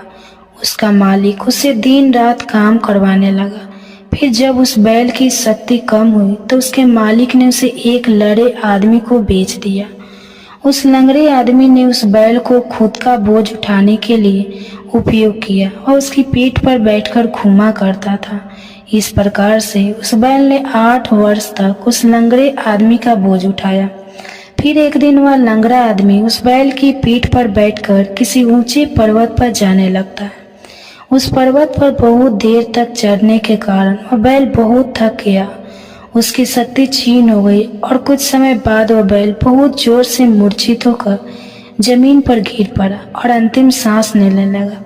तभी वहां पर खड़े लोगों को उस बैल पर बड़ी दया आ गई और वे अपने उसने मुख में पानी डालने लगे। फिर इन लोगों ने, एक पुण्यात्मा व्यक्ति था, उसने उस बैल का कल्याण करने के लिए अपना पुण्य उस बैल को दे दिया। उसे देखकर अन्य लोगों ने भी अपना अपना पुण्य याद करके कुछ पुण्य उस बैल को दे दिया ताकि उसे मुक्ति मिल सके। उसी भीड़ में एक वैश्या भी खड़ी हुई थी। सभी लोग अपना पुण्य उस बैल को दे रहे थे। यह देखकर उस वैश्या ने भी अपना पुण्य उस बैल को दे दिया। कुछ देर बाद उस बैल की मृत्यु हो जाती है। फिर उस स्थान पर यमदूत आते हैं और उस बैल के शरीर से उस ब्राह्मण की आत्मा को निकालकर यमलोक ले जाते हैं। यमलोक ले जाने पर उसे यमराज के सामने खड़ा किया जाता है और फिर चित्रगुप्त उसका लेखा जोखा देखते हैं तो वे आश्चर्य में पड़ जाते हैं। उस वेश्या के द्वारा उस बैल को दिया हुआ पुण्य बहुत बड़ा होता है। उस पुण्य के प्रभाव से उसके सभी जन्मों के पाप नष्ट हो जाते हैं। फिर यमराज उस ब्राह्मण के सभी पाप क्षमा करते हैं और कहते हैं, हे ब्राह्मण, उस वेश्या ने तुझे अपना पुण्य देकर तुझ पर बड़ा उपकार किया है। केवल उसी के पुण्य के कारण तुम्हारे सब जन्मों के पाप नष्ट हो गए हैं। और यमराज उसे फिर से मनुष्य जन्म प्रदान करते हैं। इस बार वह पृथ्वी पर आकर एक उत्तम ब्राह्मण कुल में जन्म लेता है। उस महापुण्य के प्रभाव से उसे इस नए जन्म में अपने पूर्व जन्म की बातें याद आने लगती हैं। जब वह ब्राह्मण बड़ा हो जाता है तो उसे याद आता है कि पिछले जन्म में जब वह बैल था तब एक वेश्या ने उसे उसका पुण्य दे दिया था। इसलिए उसके मन में उस वेश्या के बारे में जानने की इच्छा होती है और उस महापुण्य के बारे में जानने के लिए उस वेश्या का पता लगाकर उसे ढूंढते हुए उसके नगर में चला जाता है। वह वेश्या बूढ़ी हो चुकी थी। फिर जब उसे वह वेश्या मिल जाती है तो उसके सामने जाकर उसे बार बार प्रणाम करता है और उस वेश्या का धन्यवाद करने लगता है। वह वेश्या कहने लगती है, हे ब्राह्मण श्रेष्ठ, आप कौन हैं और किस कारणवश आप मुझ वेश्या को धन्यवाद दे रहे हैं? मैंने आपका कौन सा कार्य किया है जो आप मुझे नमस्कार कर रहे हैं? तब वो ब्राह्मण कहता है, हे माता, मैं वही बैल हूँ जिसे तुमने अपना पुण्य दे डाला था। अपने पाप के कर्मों के कारण मुझे पिछले जन्म में बैल होना पड़ा था। उस पर्वत पर जब मैं मर रहा था तो तुमने मुझे अपना पुण्य दिया था। तुम्हारे पुण्य के प्रभाव से ही आज मुझे फिर से मनुष्य जन्म मिला है। तुम्हारे द्वारा किए गए उसी पुण्य के कारण मुझे अपने पूर्व जन्म की सारी बातें याद है। किंतु हे माता, मैं आज यहाँ पर यह जानने के लिए आया हूँ कि तुमने मुझे उस समय पर अपना कौन सा पुण्य दिया था जिस कारण से मेरे सभी जन्मों के पाप नष्ट हो चुके हैं। मैं उस पुण्य के बारे में जानना चाहता हूँ। तब वेश्या ने कहा, हे ब्राह्मण श्रेष्ठ, मैंने तो अपने जीवन में कोई पुण्य के काम नहीं किए हैं, किंतु मेरे घर में एक तोता है जो पिंजरे में रहकर हमेशा कुछ बोलता रहता है, जिसे सुनकर मेरा अंतःकरण पवित्र हो गया। उसी तोते के द्वारा बोले गए मंत्र का पुण्य मैंने तुम्हें दान में दिया था। फिर वह वैश्य और वह ब्राह्मण उस तोते के पास जाते हैं और उसे पूछने लगते हैं, हे शुक, तुम कौन सा मंत्र बोलते रहते हो जिससे हमारे जीवन का उद्धार हुआ है? यह मंत्र तुम्हें किसने सिखाया और इस मंत्र का क्या अर्थ होता है? तब उस तोते ने अपने पूर्व जन्म का वृतांत सुनना आरंभ किया। वह तोता कहने लगा, हे ब्राह्मण श्रेष्ठ, पिछले जन्म में मैं एक ब्राह्मण था। मैं अपने ज्ञान के अहंकार में अंधा हो चुका था। मैंने कभी गुरुजनों का आदर नहीं किया, सदैव उनका अपमान किया। मुझे अपने ज्ञान पर इतना अधिक घमंड हो गया था कि जिस कारण से मेरा क्रोध बहुत अधिक बढ़ गया और मैं सभी से द्वेष करने लगा। अन्य मनुष्य को तुच्छ समझने लगा, विद्वानों का भरी सभा में अपमान करने लगा। फिर कालांतर में मेरी मृत्यु हो गई और मुझे यमलोक ले जाया गया। पूज्य जनों और गुरुजनों का अपमान करने के कारण मुझे तोते के कुल में डाल दिया गया और मेरा जन्म एक तोते के रूप में हो गया। मेरे पाप कर्मों के कारण छोटी अवस्था में ही मेरा अपने माता पिता से हो गया। फिर मैं पेड़ की डाल पर बैठकर रो रहा था तो उसी स्थान से कुछ मुनि जा रहे थे। उन्होंने मेरी दयनीय पुकार सुनी और मुझे लेकर अपने आश्रम में चले गए। वहाँ उस आश्रम पर उन्होंने मुझे एक सुंदर पिंजरे में रखा और मेरा अच्छी तरह से ख्याल रखा। वे मुझे नित्य भोजन दिया करते थे और पढ़ाते थे।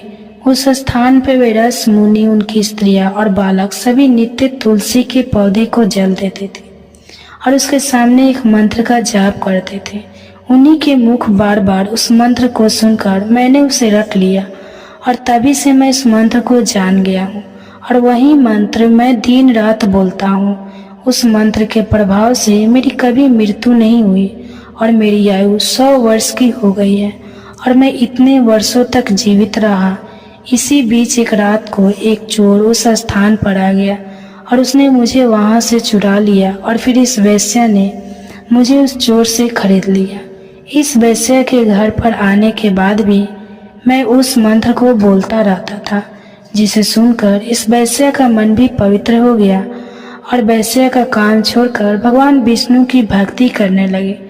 इसी मंत्र के प्रभाव से मेरे पूर्व जन्मों के सभी पाप नष्ट हो गए और उसी मंत्र के प्रभाव से इस वेश्या का भी अंत पवित्र हो गया। हे ब्राह्मण देवता, उसी मंत्र के पुण्य से आप भी पाप मुक्त हो गए हैं।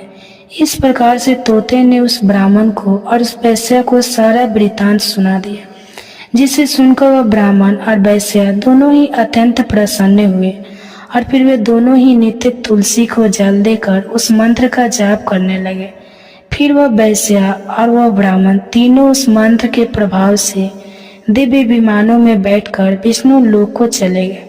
तो श्री कृष्ण कहते हैं, हे देवी सत्यभामा, देखा आपने, केवल तुलसी के इस मंत्र के प्रभाव से उस तोते के, उस वैश्या के और उस ब्राह्मण के सभी पाप नष्ट हो गए। इसलिए प्रत्येक मनुष्य को रोज तुलसी को जल देते समय इस एक मंत्र का उच्चारण अवश्य करना चाहिए। हे देवी, वह मंत्र इस प्रकार है, इसे तुम ध्यान से सुनो। ओम वृंदावने स्वाहा, ओम वृंदावन स्वाहा। श्री कृष्ण कहते हैं, जो स्त्री नित्य तुलसी के समक्ष इस मंत्र का उच्चारण करेगी वह सौभाग्यशाली बनेगी। जो भी पुरुष तुलसी के सामने इस मंत्र का उच्चारण करेगा उसे अक्षय धन की प्राप्ति होगी। जिस घर के सामने नित्य तुलसी की पूजा की जाएगी उस घर में साक्षात लक्ष्मी का वास होगा।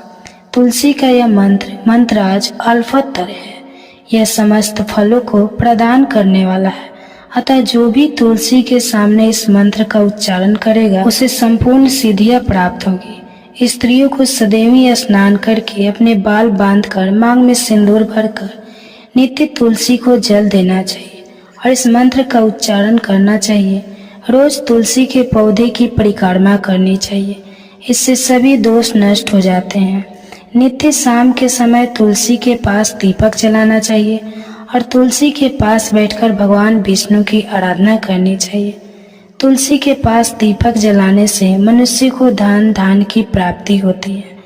हजारों अमृत के घरों से नहलाने पर भी श्री हरि को उतनी तृप्ति नहीं होती जितनी वे मनुष्य के द्वारा तुलसी का एक पत्ता चढ़ाने से प्राप्त करते हैं। 1000 गाय के दान से मानव जो फल प्राप्त करता है वही फल तुलसी पत्र के दान से पा लेता है।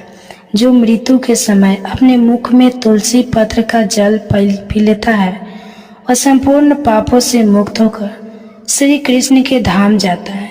श्री कृष्ण कहते हैं, पूर्णिमा अवस्था द्वादशी और सूर्य संक्रांति के दिन मध्याह्न काल रात्रि और अशौच के समय तेल लगाकर बिना स्नान किए अथवा बिना हाथ पैर धोए रात्रि के वस्त्र पहनकर तुलसी के पत्र तोड़ता है वह महापाप होता है।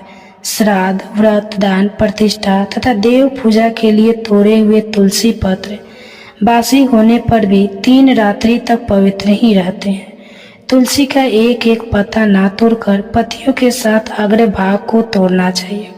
तुलसी की मंजरी सब फूलों से बढ़कर मानी जाती है। मंजरी तोड़ते समय उसमें पत्तियों का रहना भी आवश्यक माना गया है। पूज्य भाव से पौधे को हिलाए बिना तुलसी के अग्र भाग को तोड़ना चाहिए, इससे पूजा का फल गुना चढ़ा बढ़ जाता है। तुलसी के पत्तों को कभी नाखून से नहीं तोड़ना चाहिए, इससे पाप लगता है।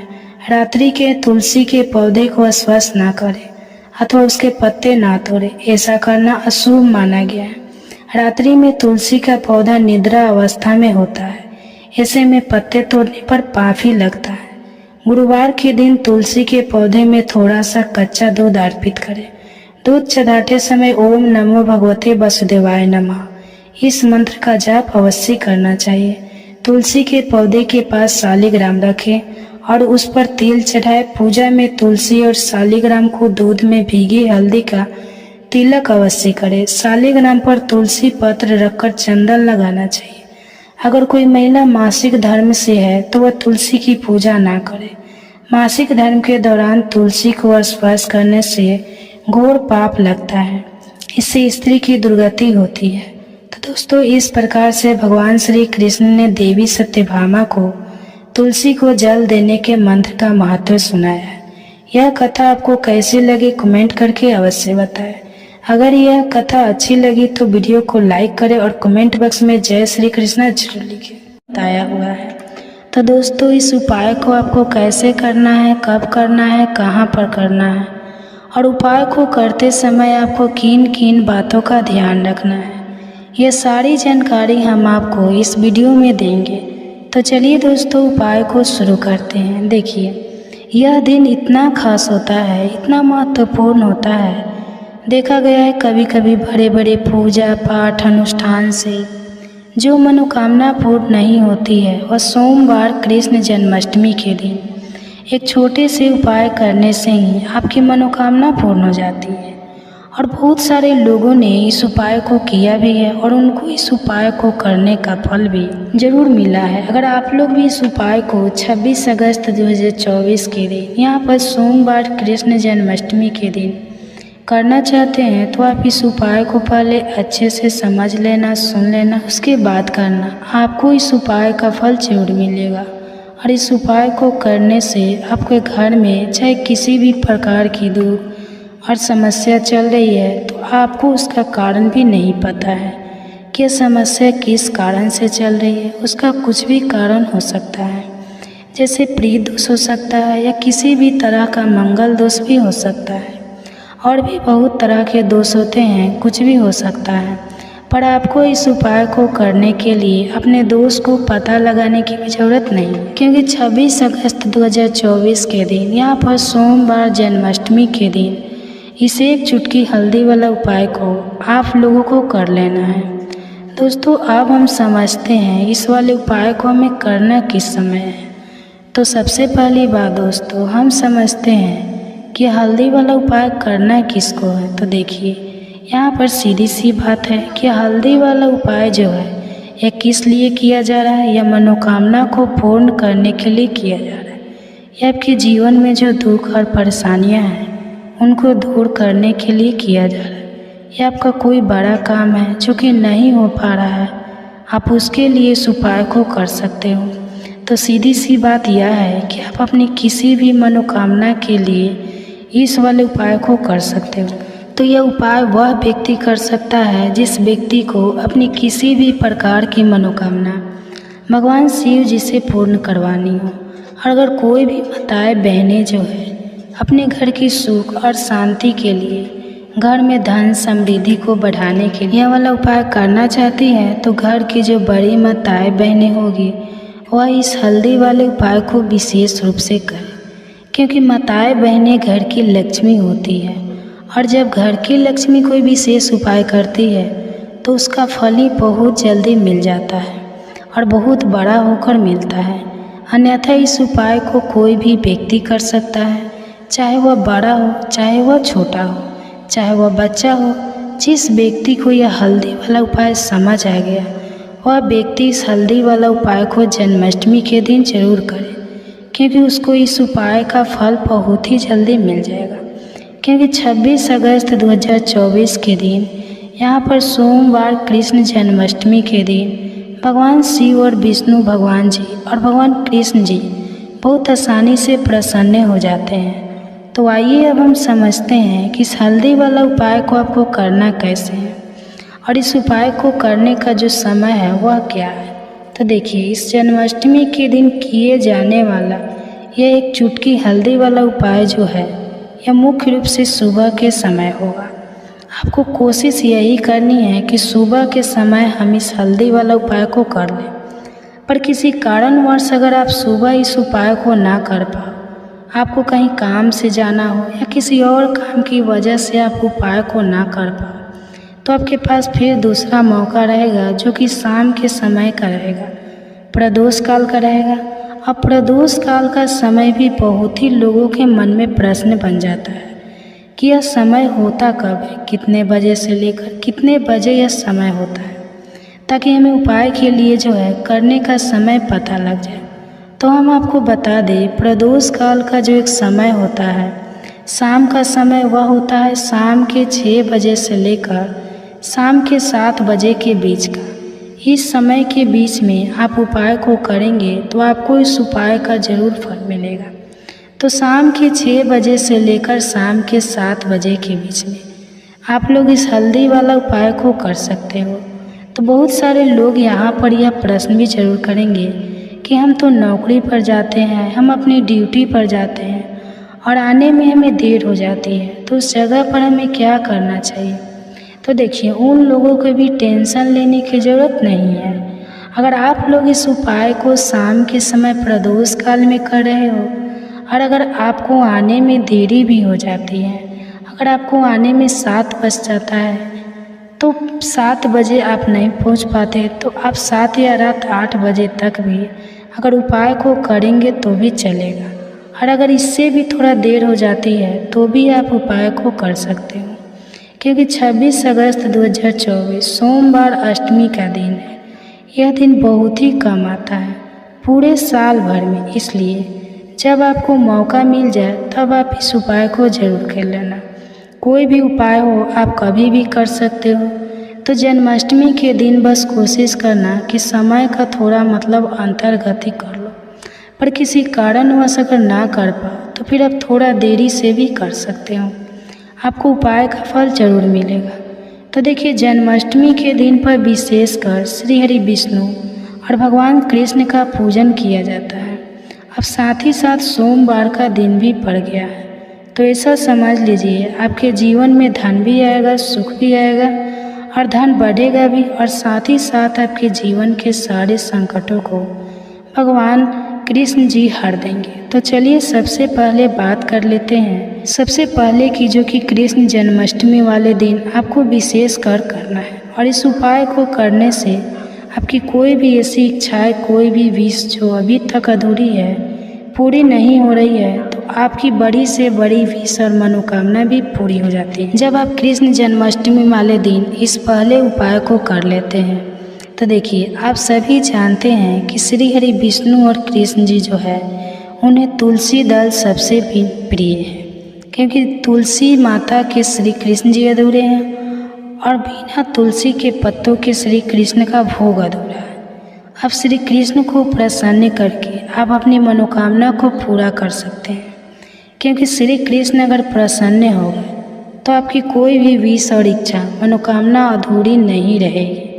तो आपको तुलसी के 5 पत्ते लेने हैं। अब जिस दिन कृष्ण जन्माष्टमी है उस दिन तुलसी के पत्ते ना तोड़ें, पहले से ही तोड़ कर रख लें। अब यह 5 तुलसी के पत्ते जो आपने लिए हैं, यह 5 तुलसी के पत्ते आपको श्री हरि विष्णु और श्री कृष्ण को अर्पित अपने घर के मंदिर में ही, ठीक है, ऐसा आपको करना है। आपके घर में श्री हरि विष्णु की कोई मूर्ति है या श्री कृष्ण की मूर्ति है या लड्डू गोपाल है, जो भी प्रतिमा है, वहाँ पर ये 5 तुलसी के पत्ते आप रखें और साथ ही साथ एक देसी घी का दीपक गोल बाती का आपको लगाना है और ओम नमो भगवते वसुदेवाय नमः इस मंत्र का आपको 11 बार जाप करना है। देखो मंत्र कौन सा है, ओम नमो भगवते वसुदेवाय नमः, और फिर श्री कृष्ण से अपनी विश, अपनी इच्छा, अपनी मनोकामना कह देना है। और फिर देखना आपकी विश और इच्छा, जो भी आपकी मनोकामना है, जो भी अपने जीवन में आपको चाहिए, अगर निर्धनता बहुत है, आप अपने घर से गरीबी को दूर करना चाहते हैं, या फिर धन आपका बढ़ता नहीं है, आप चाहते हैं कि आपका धन बढ़े, या फिर आपके घर में फिजूल खर्ची बहुत कम होती है, पैसा आपके पास नहीं रुकता है, आप चाहते हैं कि पैसा आपके पास रुके, या फिर घर में कोई व्यक्ति ऐसा है जो बहुत बीमार रहता है, या फिर किसी का विवाह नहीं हो पा रहा है, तो जो भी आपकी इच्छा है, जो भी आपकी विश है, बस एक बार श्री कृष्ण से कह देना, क्योंकि सोमवार अष्टमी भी इस दिन है, साथ ही साथ साल का सबसे बड़ा महीना है। यह दिन इतना उत्तम है कि जो भी आप श्री कृष्ण जी से मांग लेंगे, उनसे कह देंगे, वो आपकी विश, आपकी मनोकामना को बहुत जल्दी पूरा कर देंगे। तो दोस्तों, इस वीडियो को अंत तक देखें, आपका भाग्य न चमक जाएगा। तो मुझे बताना, लेकिन वीडियो पूरा ही देखना। एक लाइक ज़रूर करें अगर आप भगवान कृष्ण से प्यार करते हैं, लड्डू गोपाल से प्यार करते हैं, राधा रानी से प्यार करते हैं, तो एक लाइक ज़रूर करना। जन्माष्टमी बार बार नहीं आती, तो सच्चे दिल से कमेंट बॉक्स में लिखे राधे राधे, जय श्री कृष्णा। दोस्तों, पंचांग के अनुसार इस साल भाद्रपद माह के कृष्ण पक्ष की अष्टमी तिथि की शुरुआत 26 अगस्त की रात 3:39 पर होगी और 27 अगस्त रात 2:19 पर इसका समाप्त होगा। तो ऐसे में दोस्तों 26 अगस्त 2024 के दिन कृष्ण जन्माष्टमी का व्रत रखा जाएगा। तो हर साल भाद्रपद मास के कृष्ण पक्ष की अष्टमी तिथि को कृष्ण जन्माष्टमी के रूप में मनाया जाता है। तो द्वापर में श्री कृष्ण परम पुरुषोत्तम भगवान का जन्म भाद्रपद की अष्टमी तिथि रोहिणी नक्षत्र और चंद्रमा वृषभ राशि में मध्य रात्रि में हुआ। उनके जन्म लेते ही दिशाएं स्वच्छ और प्रसन्न एवं समस्त पृथ्वी मंगलमय हो गई थी। विष्णु के अवतार श्री कृष्ण के प्रकट होते ही जेल की कोठरी में प्रकाश फैल गया।